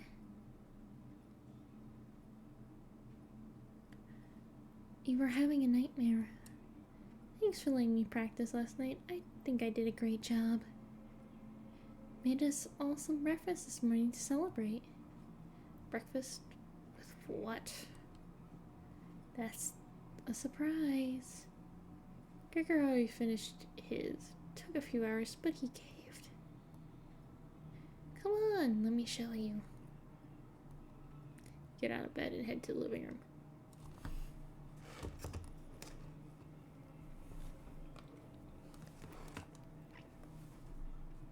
Why? He's a little weak from blood loss, but don't worry. Bandaged him up like a field medic. What is it, Gregor? Where am I? God, you're stupid.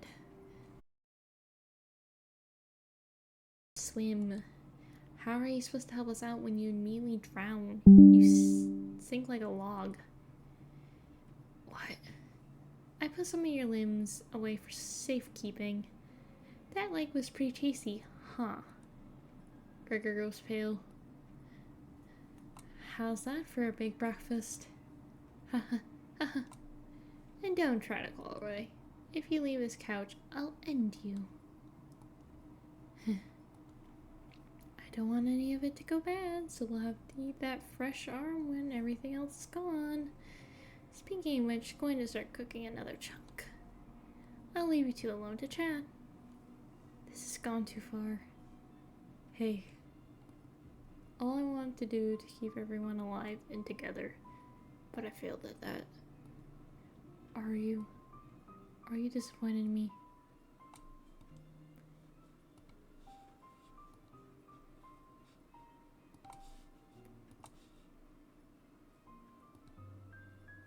Thank you. That means a lot to me. Growing up, nobody had to tell me to be big and strong. It just happened naturally. My mother's always made sure I was never hungry, seconds, thirds, fourths, and yet I complained my belly was not full. One day, on my way home from school, I was walking by the town inn and smelled something amazing coming right out of a pile of trash. I dug through and discovered a bag They threw away a meal that was fresh out of the oven for some reason. At least that's what I thought. I became ill with food poisoning and hung to the toilet and cried for hours. Mother rubbed my back and eventually carried me to bed. I learned nothing from that experience. Like everything else, I was just here for the food. I never get this foul taste out of my mouth. She's gonna keep eating me. I'm sorry. Getting too lightheaded to hold a good conversation. She's gonna torture me again. You know that, right? You nod. Gregor grows a little more pale. Can you cover me with a blanket? I've never been this cold.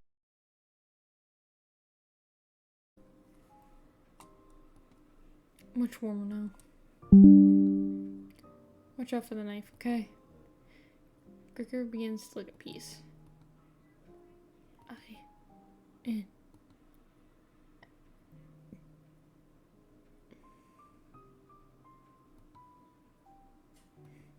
You watched the last of Gregor's air escape his lungs. What the hell do you think you're doing? You tell Karen that Gregor gave up.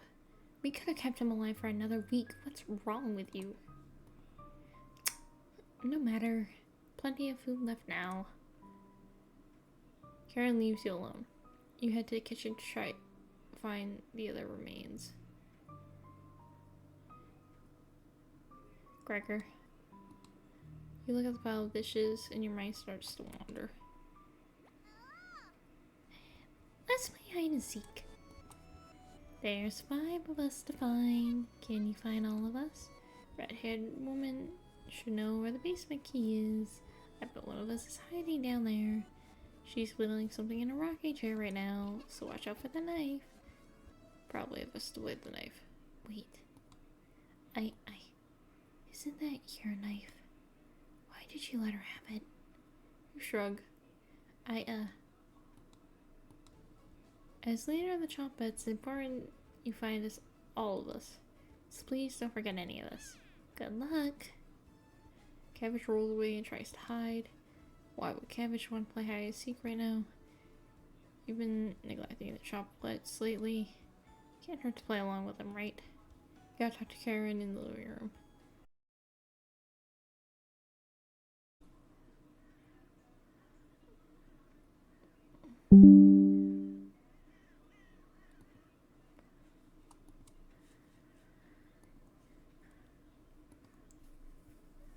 Wasn't it in the kitchen? I can't remember. I haven't seen the key. Maybe when the Chompets can help you find it in the kitchen. You decide to go look for it. Thankfully, there's not too many places for Cabbage to hide. Where do you want to check first?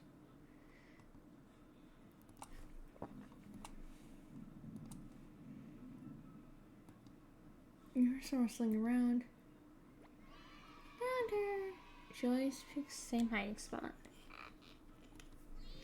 Ah, you found me. Hold on. Just leaving the Chompets, getting through the muscles is a chore. Can't find any Chompets to push me through.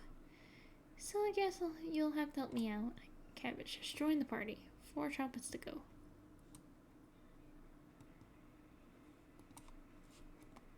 Oh, wait. There we go. Glad you asked. Keep it up and you'll be remembering the Chompets in no time. You asked Cabbage about the basement key. Did you forget again? It's right in that nasty oven. There's nothing but a big pile of ashes in the oven. There it is. That's to room where we found Potato. Check behind the cauldron for another one. You got a basement entrance key. Let's go find Onion. He's behind the bedroom. Just making hide and seek far too easy.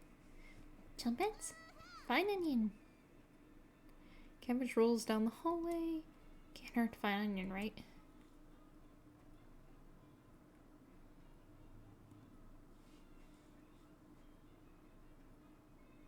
And this only has one.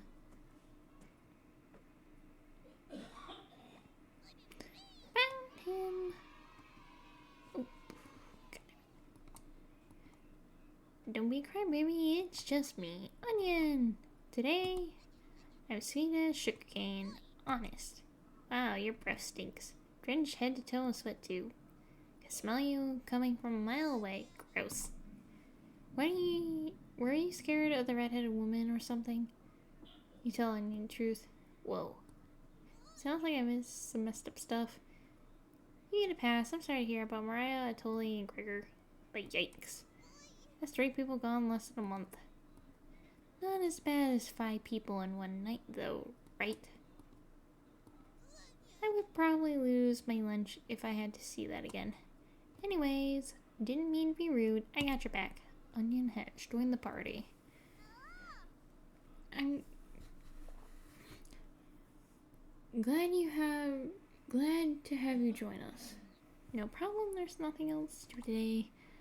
That's not true. I heard Bread making noise in the living room. You know how loud he can get. Bread? The one and only. Chumpets? Let's move out. Your party is quickly expanding. 3 chomplets left. You're getting a terrible headache. And your face is feeling numb. Your legs aren't moving. Oh well. You do some time breathing exercises for a few minutes. That seemed to help. You suddenly feel a second one coming on. Time to go get that bread. You probably strut up the living room happy to be alive. Bread. You hear bread coming out of the morsel. He's taking a sweet time. Found me! Everyone's secretly favorite chompet, Bread. Do you loaf me? Ha ha ha. My cousin Cornbread taught me that one. He has hundreds, no thousands of terrible puns. He's my role model. So, what do you need? You tell Bread about gathering the chompets together. That's a pretty crummy idea. Remember what happened last time? With Potato? I mean, we all choose to be in the drawer, but this, you're going against the whole grain here. Do you really think we want to go back downstairs? Bread, we need your help finding Potato. Missed you, big guy. Come help. I would never let chompets down. Haha. No need to pass on my culinary quiz. I'm coming with you. Bread has joined the party. That's great, Bread. Glad to have you on board, Bread. Of course. Wait. Are you drooling? All 3 chompets are staring at you. Are you thinking of eating us? You accidentally lick your lips. Snap out of it.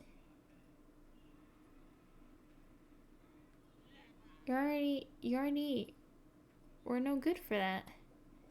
You glutton. Did they pass out? Holy cow, get them up. So heavy.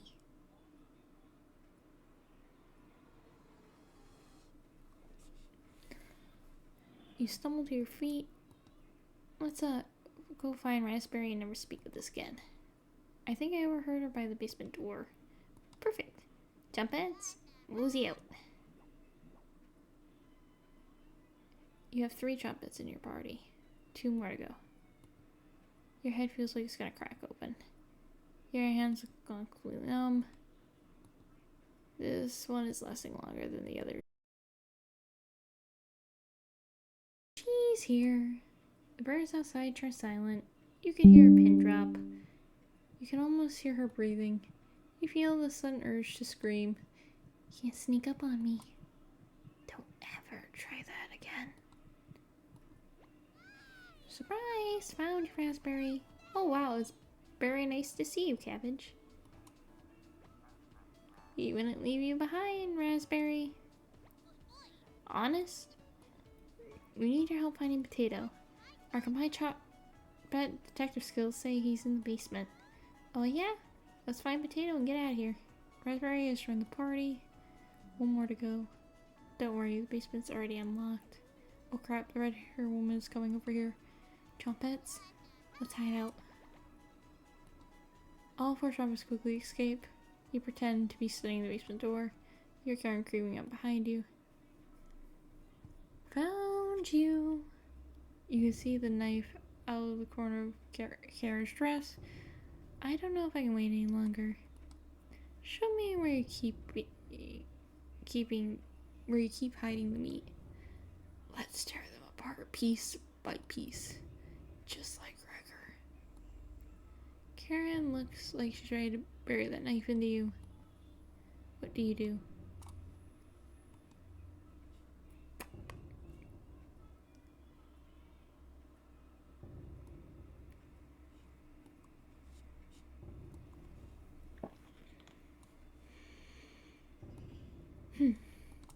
So that's why it's locked.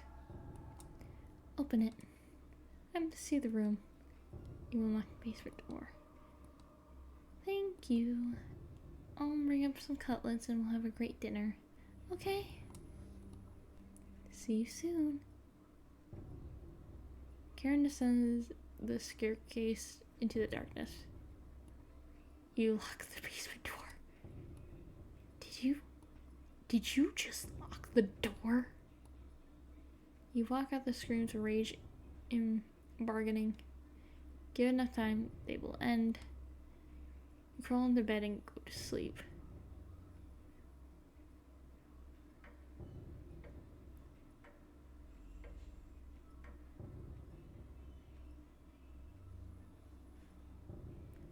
You slept in today. Pounding has completely stopped. You really need to go to the bathroom. You decide to open your eyes. You must have slept back to the bathroom last night. The glow of the candle is oddly comforting. The candle blew out. Dun dun dun. And the door is locked. You find a flashlight in the corner of the bathroom and turn it on. You're in the dark, but you're not alone. Click on the option. Oh no. Click on the options for the map to give more information or finding clues.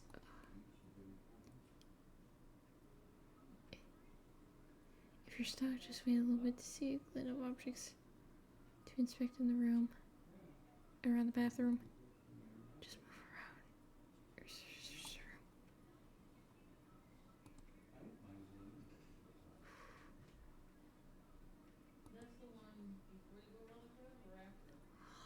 I don't want to look in that mirror. It's in the mirror. It's filthy. Only more than a little elbow grease to get these stains out. You notice a note underneath the bathroom tub. Ah! I didn't get to read it. Wait, can I access options? Oh, no, not that.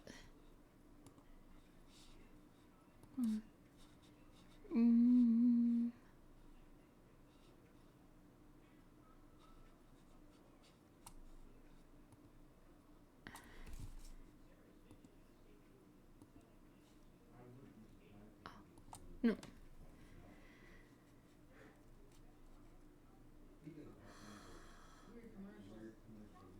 Does that even, I don't wanna.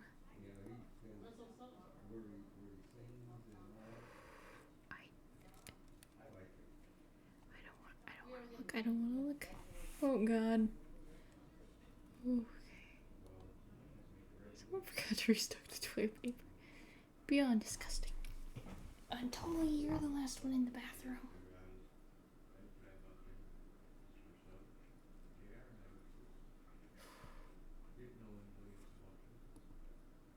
This is truly the scariest thing you've ever seen.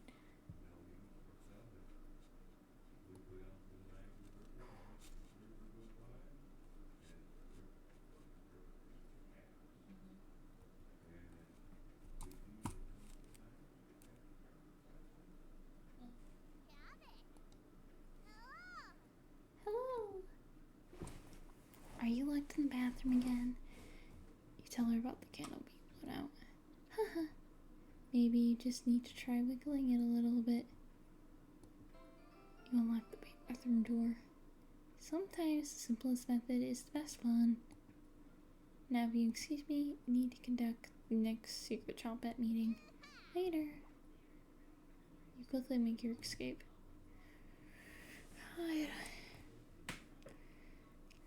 Well, getting locked in the bathroom is excitement for one day. You get on the covers, quickly fall asleep.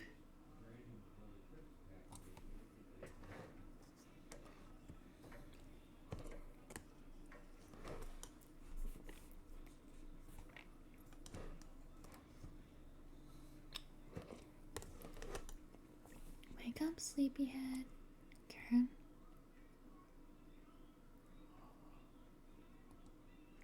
Just your imagination again. Karen still can't be alive, right? Somebody's at the door. Leave the door not failing him. Oh. That can't be the real Gregor. You determine the haunt has officially begun. Some spirits move on immediately, others linger. Some stop at nothing to give you a heart attack. Or get you to fall down a flight of stairs. Or cause you to cut her generally demise. No way of knowing which one the group will choose. The rain has stopped outside. You decide to go look out the window. Ooh, the flowers have completely gone. Karen would appreciate the good news, but not after locking her in the basement. No good reason to leave the cabin. Plenty of food here now. You've been so busy, you forgotten to eat. You head to the kitchen for a snack. Karen's high spot was too obvious. You take a few bites of meat. You lost more of your humanity. Not fresh enough. Oh well. You decide to crawl back in bed and get lush sleep.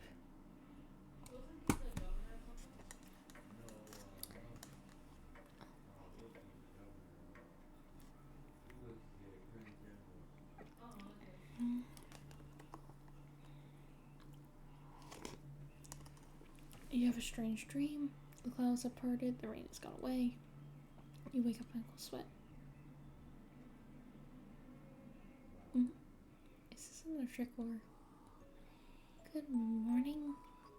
She's still sticking around. You head to the kitchen to go get breakfast.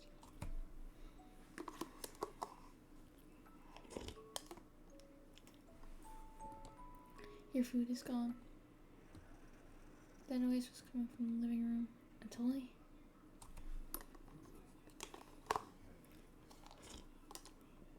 Nobody's here. Some deep scratches are dug in the wood by the couch. Something is approaching. What's making that noise? It sounded like it was coming from the basement door. Go over to investigate. A cold wind is blowing through the hole in the door. You use from all your arms. Is that a... Ooh. You wake up in a cold sweat.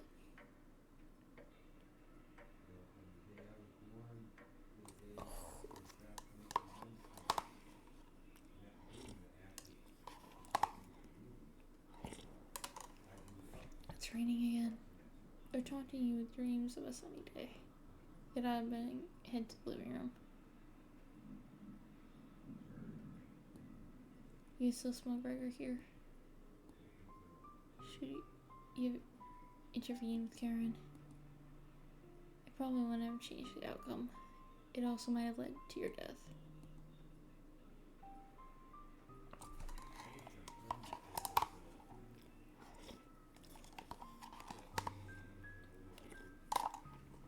The couch is still comfortable even after Gregor imprinted on it. You decide to take a nap, which quickly turns to sleep. I do nothing but sleep. Sleep. Eat, sleep, and repeat, right?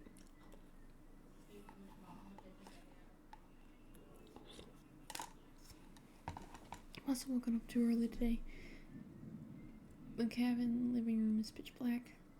You pick up a flashlight nearby to explore the darkness. Tully?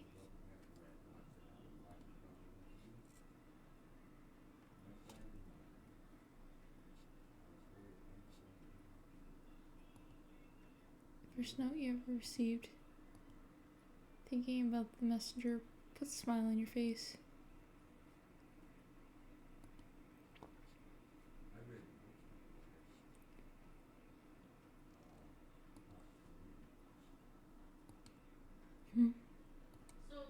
You notice a note sticking out from one of the books. I know you've been ignoring my other letters, so I'm begging you, please bring back my daughter safely, or I will need to get the others involved. I've left payments outside the door. I won't pay any price. Please let her go. We don't have to involve anyone else. You take the mother note with you. You just silently back down on the couch to get rest of your sleep. Man, I really do eat. I eat.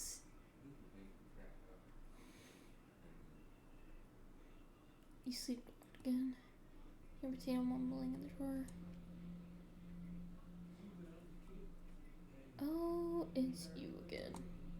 Tell me, is that first week with the red-haired woman and the others where did you sleep? I think for a minute, looking up and think. Seems to survive almost anything. If I have that right. Must be that addiction to meat. Or something else. Would you share that secret with me?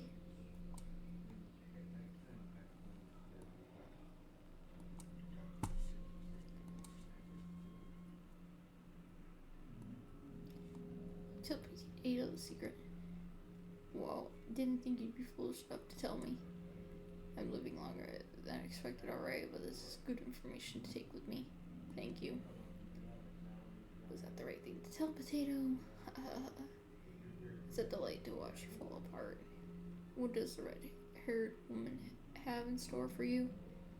You haven't thought about Karen in a while. How many days has she been down there? You realize she's probably been feasting on the three. She's much stronger than the last time you saw her. Go downstairs, put an end to this. Not for the Chompets, just for me. You head for the basement door. You quickly do the math in your head and determine Karen will be dead in the basement. It's been enough days, right? Open the door and prepare for the worst.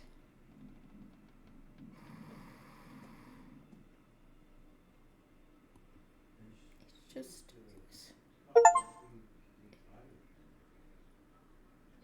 nothing to be scared of. You begin your descent. Something is approaching. And it's gonna be Karen. Or the Chompets.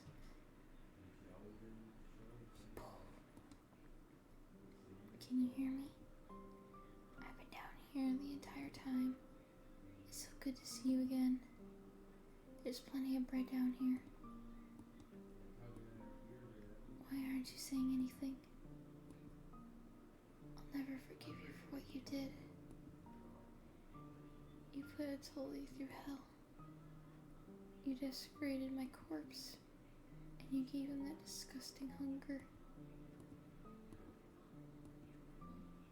All of that is water under the bridge now. Tilly's down here. Come have some bread with us. They always try things like this. Their anger concentrated near their grave leads to tricks and traps. They're not falling for this one. Why aren't you listening to me? There's bread down here, loaves of it. Fine. I won't stop you from finding the others down here. One piece of advice. Beware of Karen. She's ill beyond repair.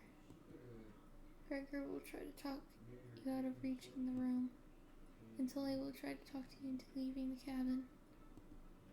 and Karen will rip the flesh from your bones. We'll talk again. Thank you for being kind to me. I didn't believe the whispers at first. You feel Mariah leaving the staircase. Go deeper into the abyss. The walls down here, they're dirt and soot. Something is approaching.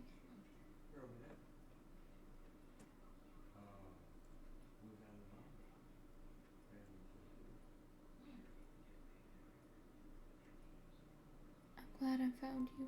The rain outside has stopped. Did you hear that knocking? Another tap. Everyone's upstairs and wants to leave. Mariah's worried sick about you. You told Gregor about speaking with Mariah. Guess I can't lie to you, huh? You just stood there while Karen took my limbs, doing nothing. Are you frightened by her? If you will come upstairs with me, please turn on the light when you reach the room. I want to see the look on your face when that light bulb turns on. Can you do that for me? You nod. Thank you. Thanks for letting me lick the bowls clean. That was enough to keep him at bay. We'll meet again soon. Beware, Karen. You feel Gregor leaving the staircase. You descend deeper into the abyss. He's walking his goddamn stairs. The air pressure down here feels greater. You're getting closer to Karen with each step. Something is approaching.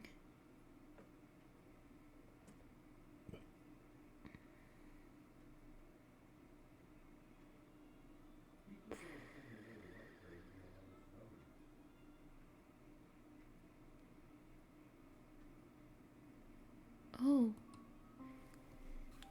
Thought I... And now you'll need to fend off Karen. I can't tell you if I'd rather have you or her sticking around down here. You asked only where Karen is. Oh. She's just below us. Waiting to devour you. Karen's been practicing on her butchering again. Maybe she'll start with your arms. Down here, the whispers have told me about you. I can't even believe some of the things you've done. Worse than any war crime. So many whispers about those sorts of things. So many whispers down here. It ends at the bottom. Karen might be alive down here, but you won't be. See you again soon. You feel totally leaving the staircase. You grit your teeth and keep going. Your feet finally hit the solid ground in the basement. Something doesn't feel right. You feel around the wall blindly and locate the light switch. Hello! You've come so far. Proud of you. As leader of the Chompets, I wanted you to let you know we have your back. No matter what happens down here, just call us out and we'll be there. Honest. Won't let you die down here. When you least suspect it, we'll roll with you. Haha. You can't sneak up on me. But sneaking up on you extremely easy. Are you Death? Raspberry. That was pretty cruel, even for me.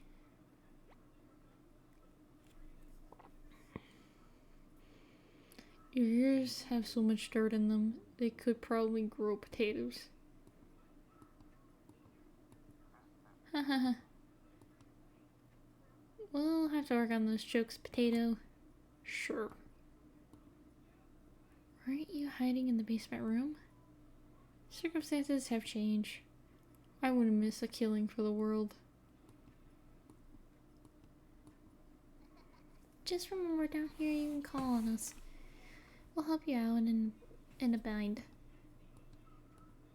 And if you get lost down here later, please avoid the room where it happened. I can't speak for the others, but I'd like to forget what happened there. I don't think we'll ever forget that, Potato. But thank you for coming along with us. I wouldn't call it a change of heart, but you really never had one, Potato. You should have rotted down here, but I'm glad you're here to help. Wish I had a joke here, but what you did was no sugar matter. That's enough. Chompets, let's help out. The Chompets get in position behind you, ready for what's next. You feel around the wall blindly to locate the light switch. Took you long enough. Let's end this. Crap. Karen readies the knife. You're going to taste better than Gregor. Oh. Oh, one.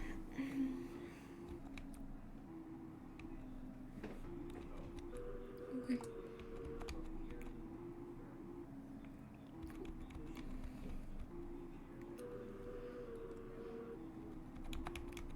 Two. Shit. Three. Oh, fuck. I'm doing terribly.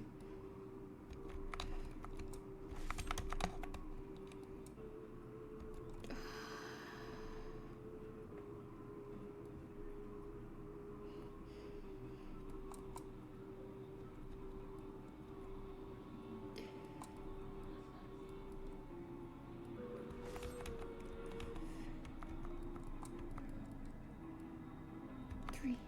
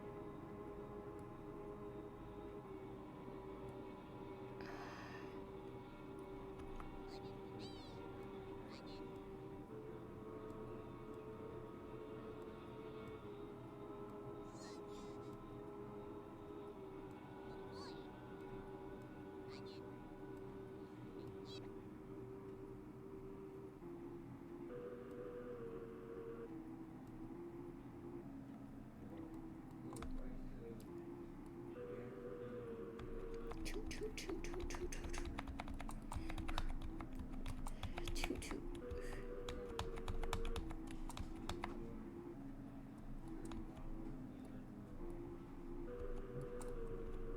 Three.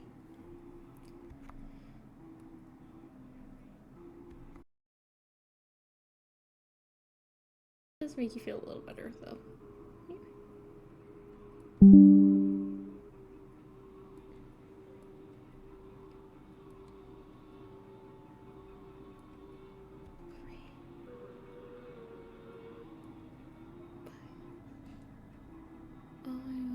Because the 24 red Razzle. You find out that Razzle was one of Onion's relatives. Oh, huh. It's getting harder and harder to recall anyone from memories. Is Onion my sibling? You shake your head. Oh, haha. Good luck. Red, you gain 5 HP. Kim was mumbling to herself. Can't catch his breath. Use the knife.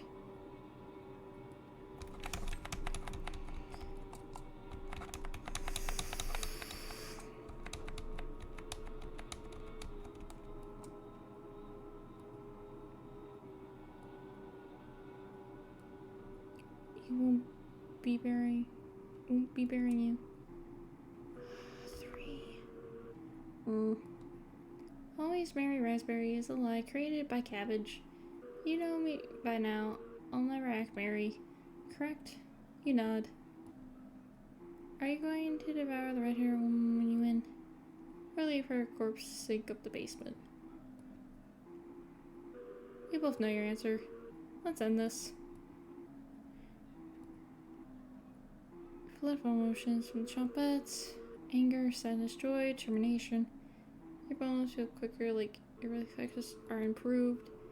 Chomp at bite a second wind inside you. Get ready for Karen's next attack.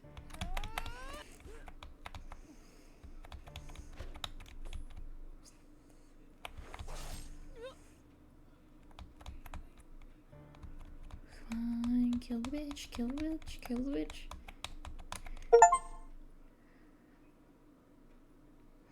Karen quickly stumbles down the hallway, turning left at the end. You're howling after her, but the room is pitch black here. A rot of decaying flesh here is nauseating. You can hear the small echoes of Karen's footsteps disappearing below, making this room feel enormous. You can't see their eyes, but you can feel them. You're being watched. The staircase in the center of the winds downwards, spiraling into the abyss. You're getting lightheaded again. Gravity almost gets the best of you a few times as you work your way to the bottom. Your shoes stick to the floor when you reach the bottom. The smell of mildew and something rotten makes you gag. You can barely make out the outlines of the door frames in each direction. You head east, opening the door. You feel Karen's presence close by.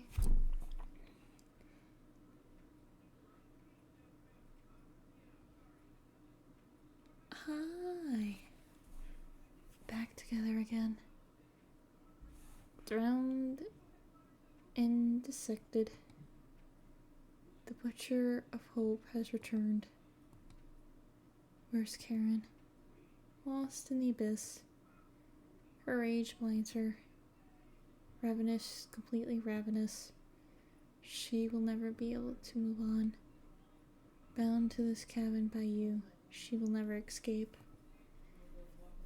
Those that died in the cabin are bound to different rules. Fleeing west did nothing. Victims will always gravitate to this cabin. Always find a way to you. You wrench. You abomination. You horror. Turn on the light.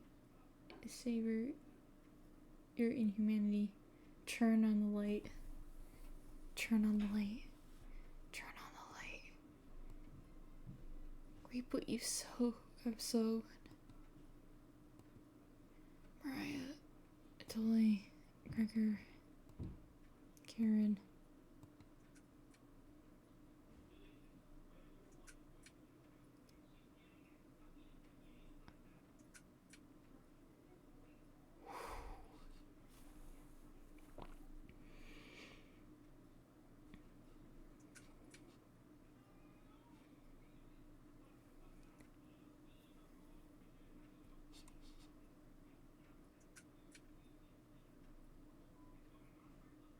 Oh my god.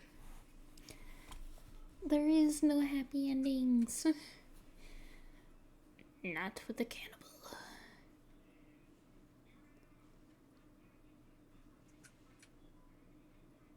So, what I think... It's gonna go through the credits.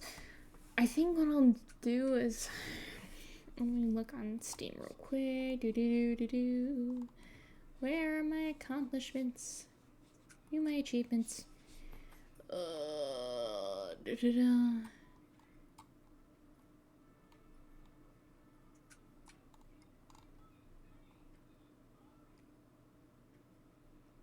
thought I maxed out my relationship with her.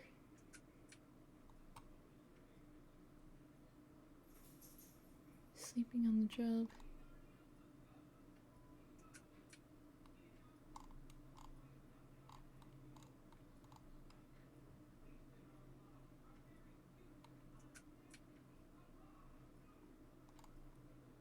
So I'm gonna go back. Let's see.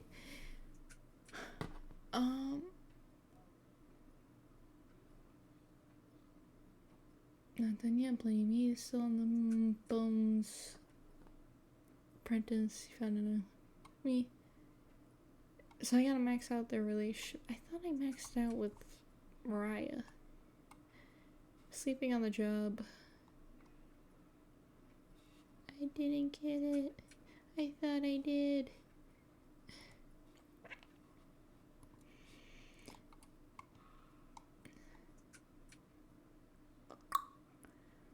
Okay.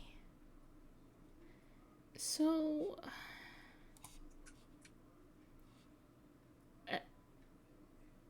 yes? Oh.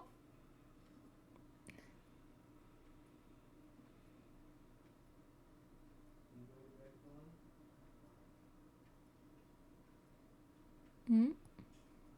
You're talking upstairs. Thieves? You grab your flaying knife and silently go up the stairs. You'll eat well tonight. Oh. The four look completely shocked at the sight of you. She doesn't look like she has the courage to speak. We've been lost for a few days. Your cabin's the only hut we've seen out here. Can we stay for a few nights? You clear your throat and ask questions you've asked thousands of times. Did you come on your own free will, or were you sent? We were technically sent. And Tully, we came on our own free will. The woman looks confident in her answer. They answered incorrectly.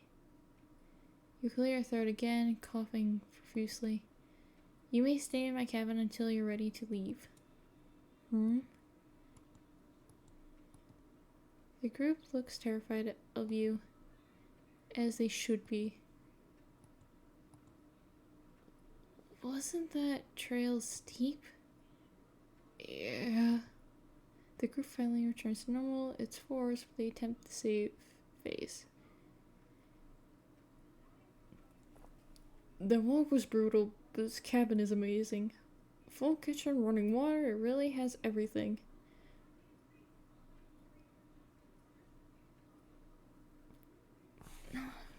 Finally, a place I can read a good book in peace.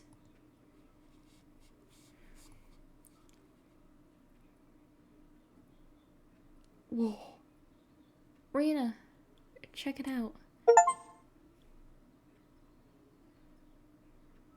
A cabin? All the way out here?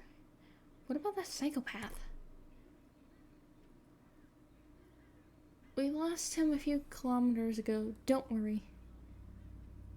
Doesn't look like anyone's home. Hello? Come on, Rena.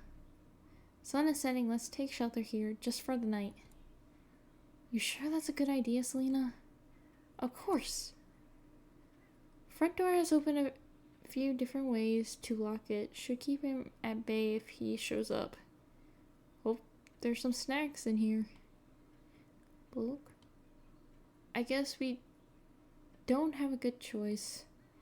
We'll head back to Zakopane in the morning. Don't worry about it. It's just for one night. You decide to join up with your friends inside. Oh boy.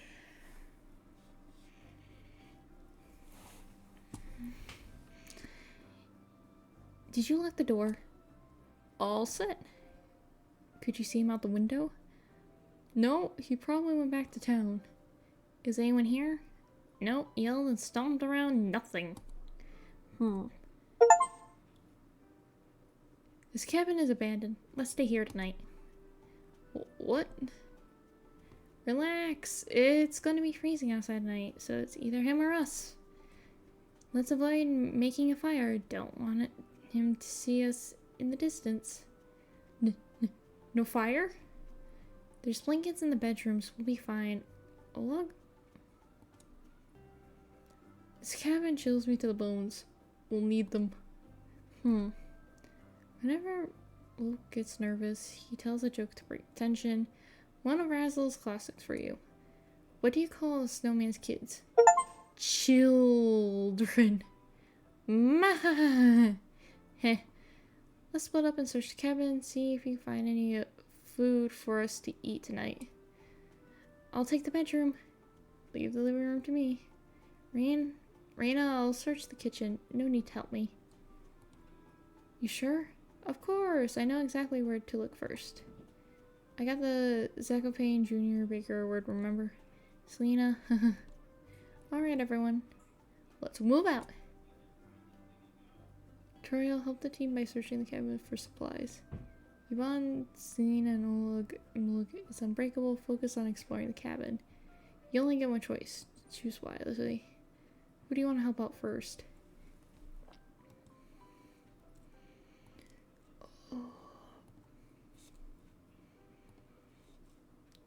Well...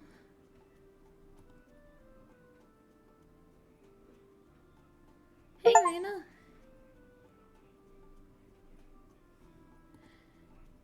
Is that a bone sticking out of the floorboard? Yeah, disgusting. Is it a chicken bone? You think I'm finding out? Would probably lose my lunch. What area do you want to search first?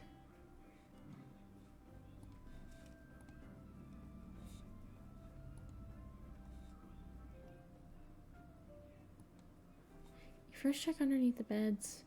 Long strands of white hair are covered in dust underneath here. Disgusting.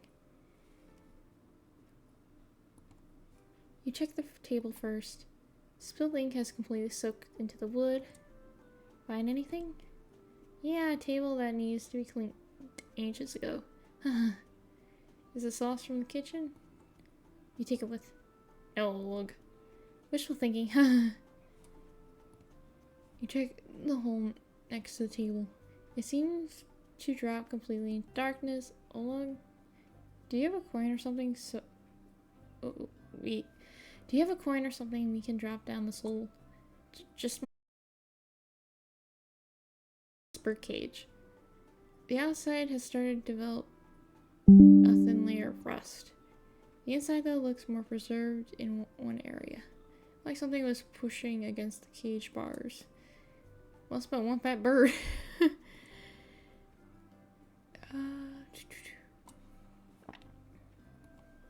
You look underneath the nightstand. Something's pressing against the wall. Just a bobby pin. Take the bobby pin with you.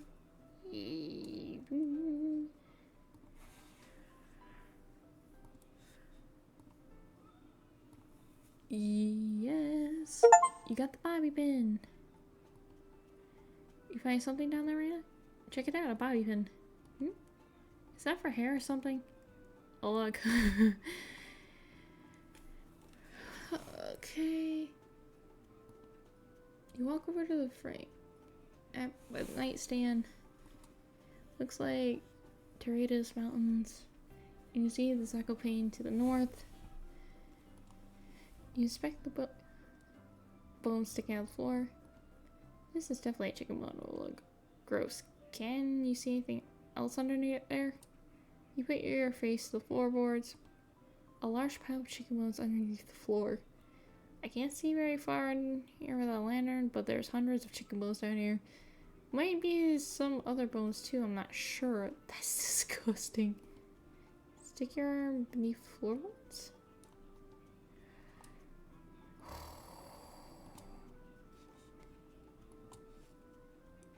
Yeah. Slowly put your entire arm between the floorboards, rummaging around blindly. Some of the bones are completely dry, as others sticky moldy residue on them.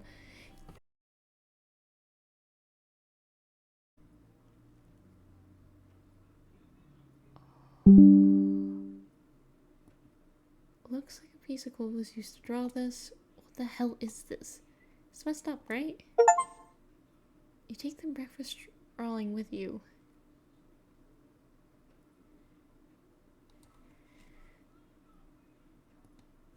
Hey, look. Did you check the mouse hole? What's there to check? Maybe someone swept a key or something over there? I'm not losing a finger for a key. It's mice, Oleg, not rats. Just look inside instead of rummaging around. Put your face to the floorboards, looking inside the mouse hole. Just some soggy newspaper. Didn't find anything. Just revolting mouse bathroom. Gross. First, you want on Fridays? I think I'm gonna puke. Disgusting. You walk around the table. There's a drawer on the other side. You Open the drawer and there's pliers and some woolly breadcrumbs. Huh? There's a piece of paper that is 3 years old and has a number of tasks to complete. Most of it looks like chemistry, but one task stands out. Completed send letter. One notion is more legible than the others. Combine ethyl with sulfur to chloride, then apply it to some sort of skin as a test. Do not inhale. You take the chemistry instructions with you. Check this out, log. Can you make any sense of it? Not at all. We should bring this back to Zakopane, see if anyone knows what this is for. Absolutely.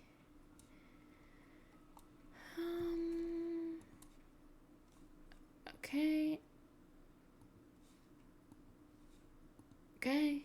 Just wanted to double check. We're done. Hey, Rihanna, I'm dying to ask, what's up with that coat? It's new. You don't like it? I didn't say that. It just looks a little heavy for summer. Yeah, it also works as a real nice blanket. Ick. Mom can't afford to buy me multiple coats per year old. Besides, I actually take care of my clothes. Ick. This cabin is cold as hell, so I'm a little jealous. Especially in the living room. Right.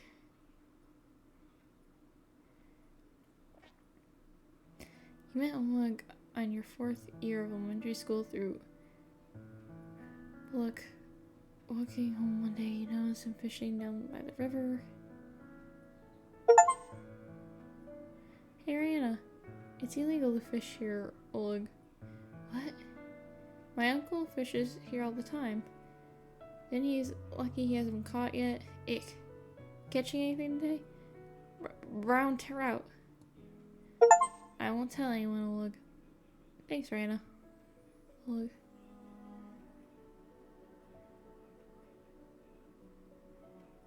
Further down the river, you see a strange man washing some tools. Most of it looks like things you'll find in a bush shop, blades of various sizes. You make eye contact with it, causing him to pick up the tools in a panic and put them into his satchel. He fumbles the knife he was cleaning, causing him to make a shallow cut in his hand. He awkwardly stumbles away from the river, leaving a trail of crimson behind him. What a strange sight. He head back to the living room to catch up with the others.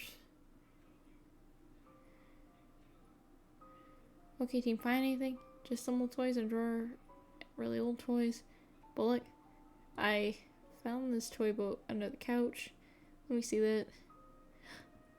Grandma made this boat for him. Razzle was here. Razzle? The one and only. Could he still be alive here? Seeing him again would bring Grandma back from the brink. We have to find him. Agreed. Crew, we need to search the cabin top to bottom. Let's find Razzle and bring him back to Zakopane. You got it, Selena. Bullock, Oleg, come with me. Let's look around the outside, Rihanna. Look around the cabin, try to find any clues where Razzle is. The psychopath could be still outside in the woods. If you hear any of us yell or scream, find us, okay? Of course, Selena. Thanks, we'll be listening for you as well. I'll be fine. Crew, let's move out. Selena, Bullock, and Oleg leave you to search the cabin.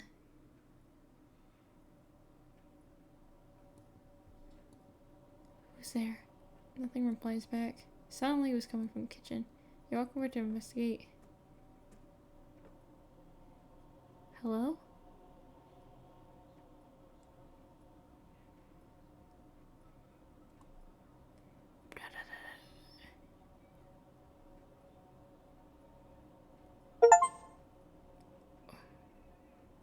Oh, I cannot read that. I cannot read that.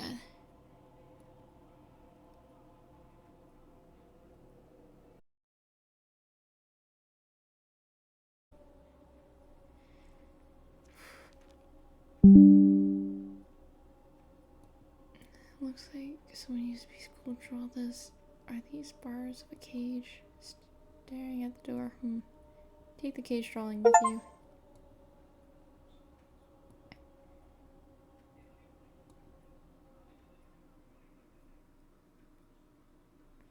Okay, does that spirit leak you a freaking earthquake?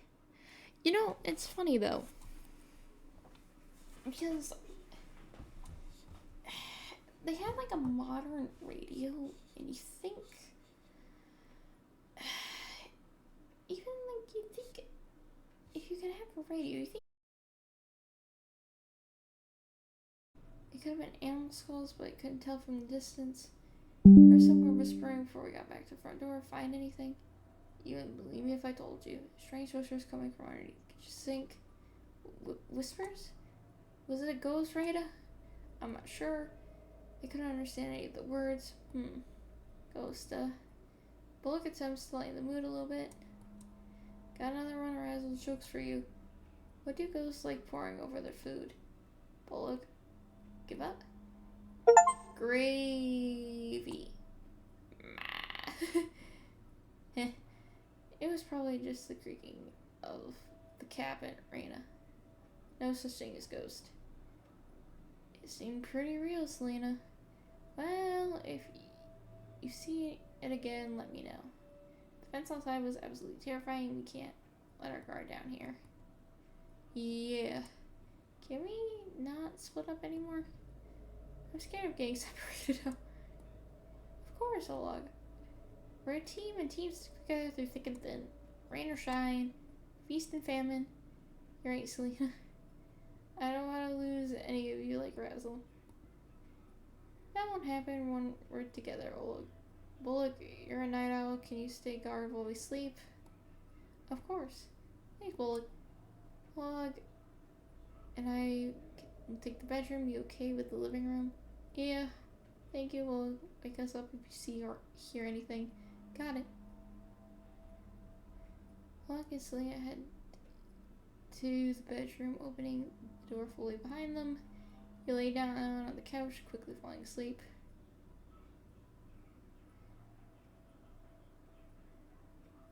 You close your eyes, but you cannot stop thinking about the butcher of Zakopane. His victim probably had it the worst. Stabbed in the stomach like the other two, but this one was different. The body was missing both ears, so investigators concluded it was copycat to a series of grisly murders from years ago. What kind of person would take someone's ears? Victim's family and neighbors searched the murder scene top to bottom in the alleyway outside. All they could find was a broken window that the butcher used to gain entry. It was a mystery that nobody in Zakopane could solve. So Selena, Olog, and Bullock and you teamed up to find the killer. Selena was naturally the leader, plotting out vantage points on dusty maps her grandfather had. Bullock brought snacks and what he called emergency rations, which was usually crusty bread from his pocket. Olog was able to get investigation tips from his grandmother, a former detective, but only after telling her it was to find Razzle. Your investigations lasted more than a year, often getting into crime scenes quicker than town investigators. You have a strange dream. You found a body earlier, so early the blood is still leaving the body. The greasy-haired man makes eye contact with you, wiping the knife on his vest. You look for a way to escape, but you're trapped in an alleyway. Eli walks towards you, forcing a laugh that comes in an unnatural stagger segment. As he gets closer, you notice his pupils are absolutely enormous. As he brings the knife up, his face peels apart the lips, screeching in pain and agony. You wake in a cold sweat. Ooh.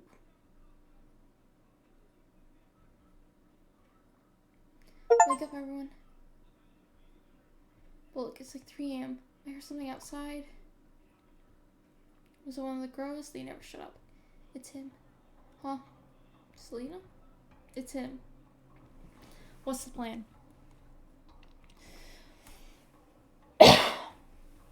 Selena makes the group secret and signal. Only whispering is allowed now. Bullock, Olog, eyes on the doors and windows. If he makes it inside, run out the front door or downstairs. Downstairs? What if there's less room down there? Then we need to manipulate the lights down there. Find the light bulb pulley, and when he gets close, turn off the lights. He's got a knife, so run for the front door when there's an opening. What if there isn't a working light down there? Our eyes can see better in the dark than him.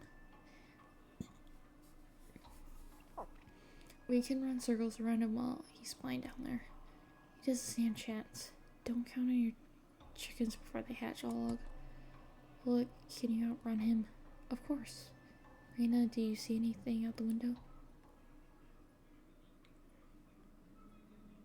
The rain hasn't started yet, but you see storm clouds in the distance. Maybe it'll get too muddy for him. While he's coming through one of the windows. The window glass is thick. If you try to break it, everyone would hear it. Remember, this cabin definitely was here for the long haul. See anything, Reyna? Nothing. While keeping watch, I found this in the bedroom here.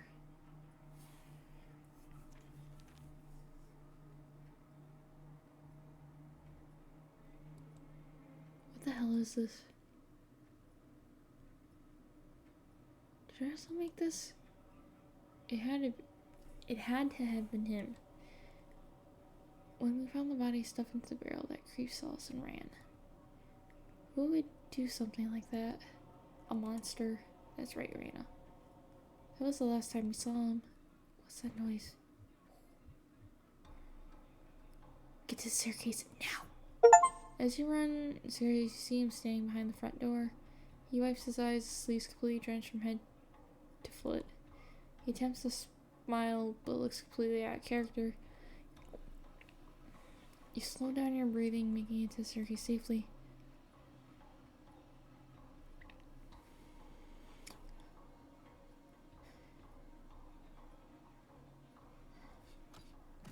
Selena takes out the basement key, locking the door behind you. Yeah, that should slow him down. Reyna, can you lead? Of course, Selena. Wow, he's determined. Alright, we'll be right behind you. You begin your scent.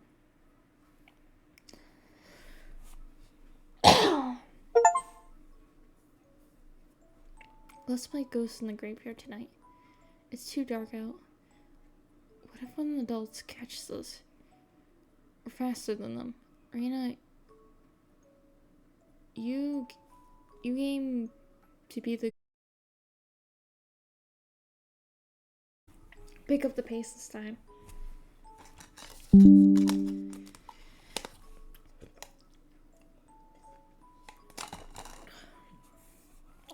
My throat's giving out. Eek. Trust me, it won't happen again. Nobody trusts you all. Everybody laughs.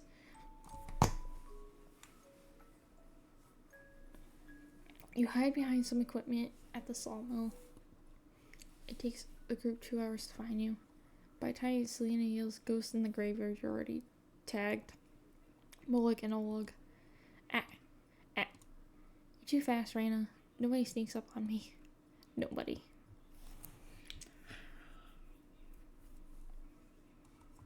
Reyna, what's going on? Oh, nothing, just remembering something. Mullock and Oleg went ahead. There's no time for this. We need to go. You snap out of it and get in your scent. He must be searching for the key. What an idiot. He must be furious to be causing that much damage. Oh, can you find the light switch down there? Yes. Get in position. We'll be right down. That locked door is keeping him busy. The door is pretty old, though. You see the holes in it? He's coming down. Run. Your eyes strain to see further down the staircase. You can't hear him.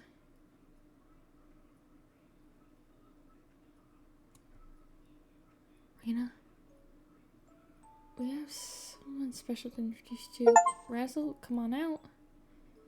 Don't be shy, Razzle. Reyna won't bite, huh? Hi? Nice to meet you. I'm Reyna. It's okay. Your cousin is a great, bullet, huh? Just wait, everyone. Give him a little time. He has the world's best puns. He memorized every single one Grandma told him. Grandma bought me this book. Razzle, this is 500 pages long. Yeah. Everyone laughs with Razzle, enjoying the nice meal together while Bullock's family. Razzle tells countless of punched jokes. Bullock howls with laughter, and the adults shake their heads in agony. It's joyous and infectious, making Zakopane a better city for everyone. Except for one. Lena, you're slowing down again. Selena, Razzle, what about him? I keep remembering him. I see. Crew, let's keep going. You continue downward. What the hell is this? What? The light isn't working. No time to find a weapon in here. Let's keep going down. I can see a little light further down the staircase. Your shoes stick to the floor at the bottom. You merely make out the light to the door on the right, east. There's three other doors, north, south, and west. Selena tries the door on the north first. Locked. This room is tiny. How are we going to get around him? Don't be scared. Let's try the doors and see if we can lock it from inside. Which way, Raina? Oh. Okay.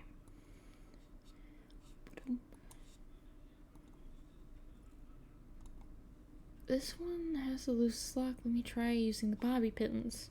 Hurry, Raina. Correct the two bobby pins. You unlock the door to the north. Raina, let's move out. You swing open the door.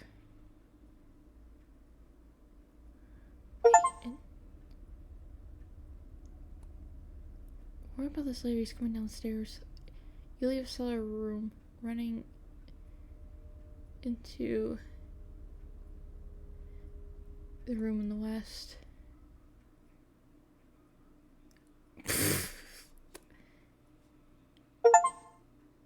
Leave us alone. You left the knives upstairs. It's 4 against 1. Leave with your knife. Say hi to Razzle for me.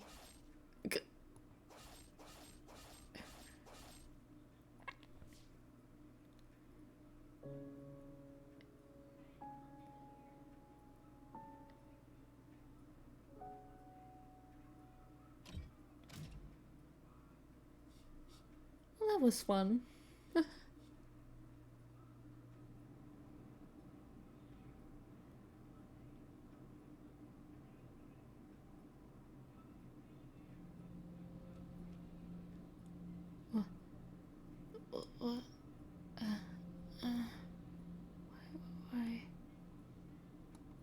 Why? You shut the door.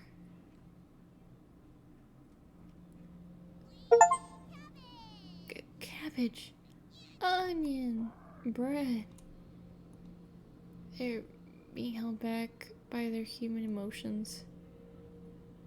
They'll need a few months more at the very least. I'm in no rush. Let us leave. Now. You shut the door.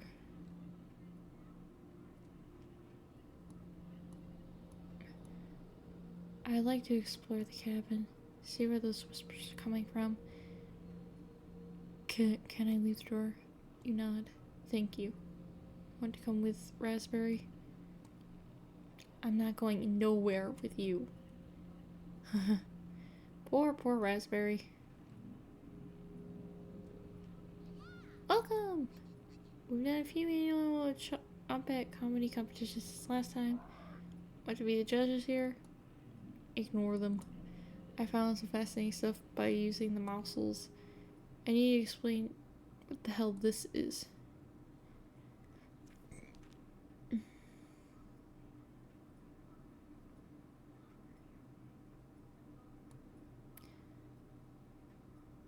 Were you fattening him up? Or were you scaring the hell out of him while you hesitated? You take the basement trolling with you. I will never forgive you for this. You shut the door. It's time! Chomp that sound off. Never fear, Onion is here. Like my cousin Corbett says, I'll rise to the occasion. Always merry, raspberry. Potato? Potato? You have nothing to give me now. Leave me alone. This is the only way to escape Potato. We need to leave at the same time. I'm not leaving the cabin. Potato, please. Potato, we want to see you. No. Cabbage tries whispering, but you clearly hear every word. They can release us. Just play along, maybe a little pity us. Yeah, I'm not working with them. But right now, I pity them. There's an old, disgusting, foul-smelling... That's enough. Potato's words cause a regression to stir inside you. Keeping the intruders around might be entertaining for now. You slide the drawer closed, giving them time to stew on their thoughts.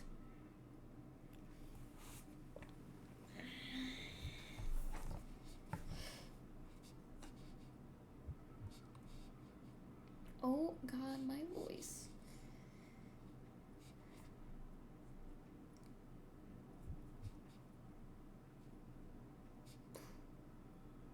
Okay. Well, I think that'll be done for now. I hope you guys enjoyed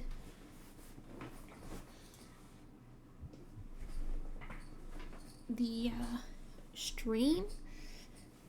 Like I said, if you want to check out my store at ninjabunnies.threadless.com. If you want to see any of the designs I created up, I'm still working on the Halloween print. You can check out my Twitter, my YouTube, linked at the bottom of the stream description. And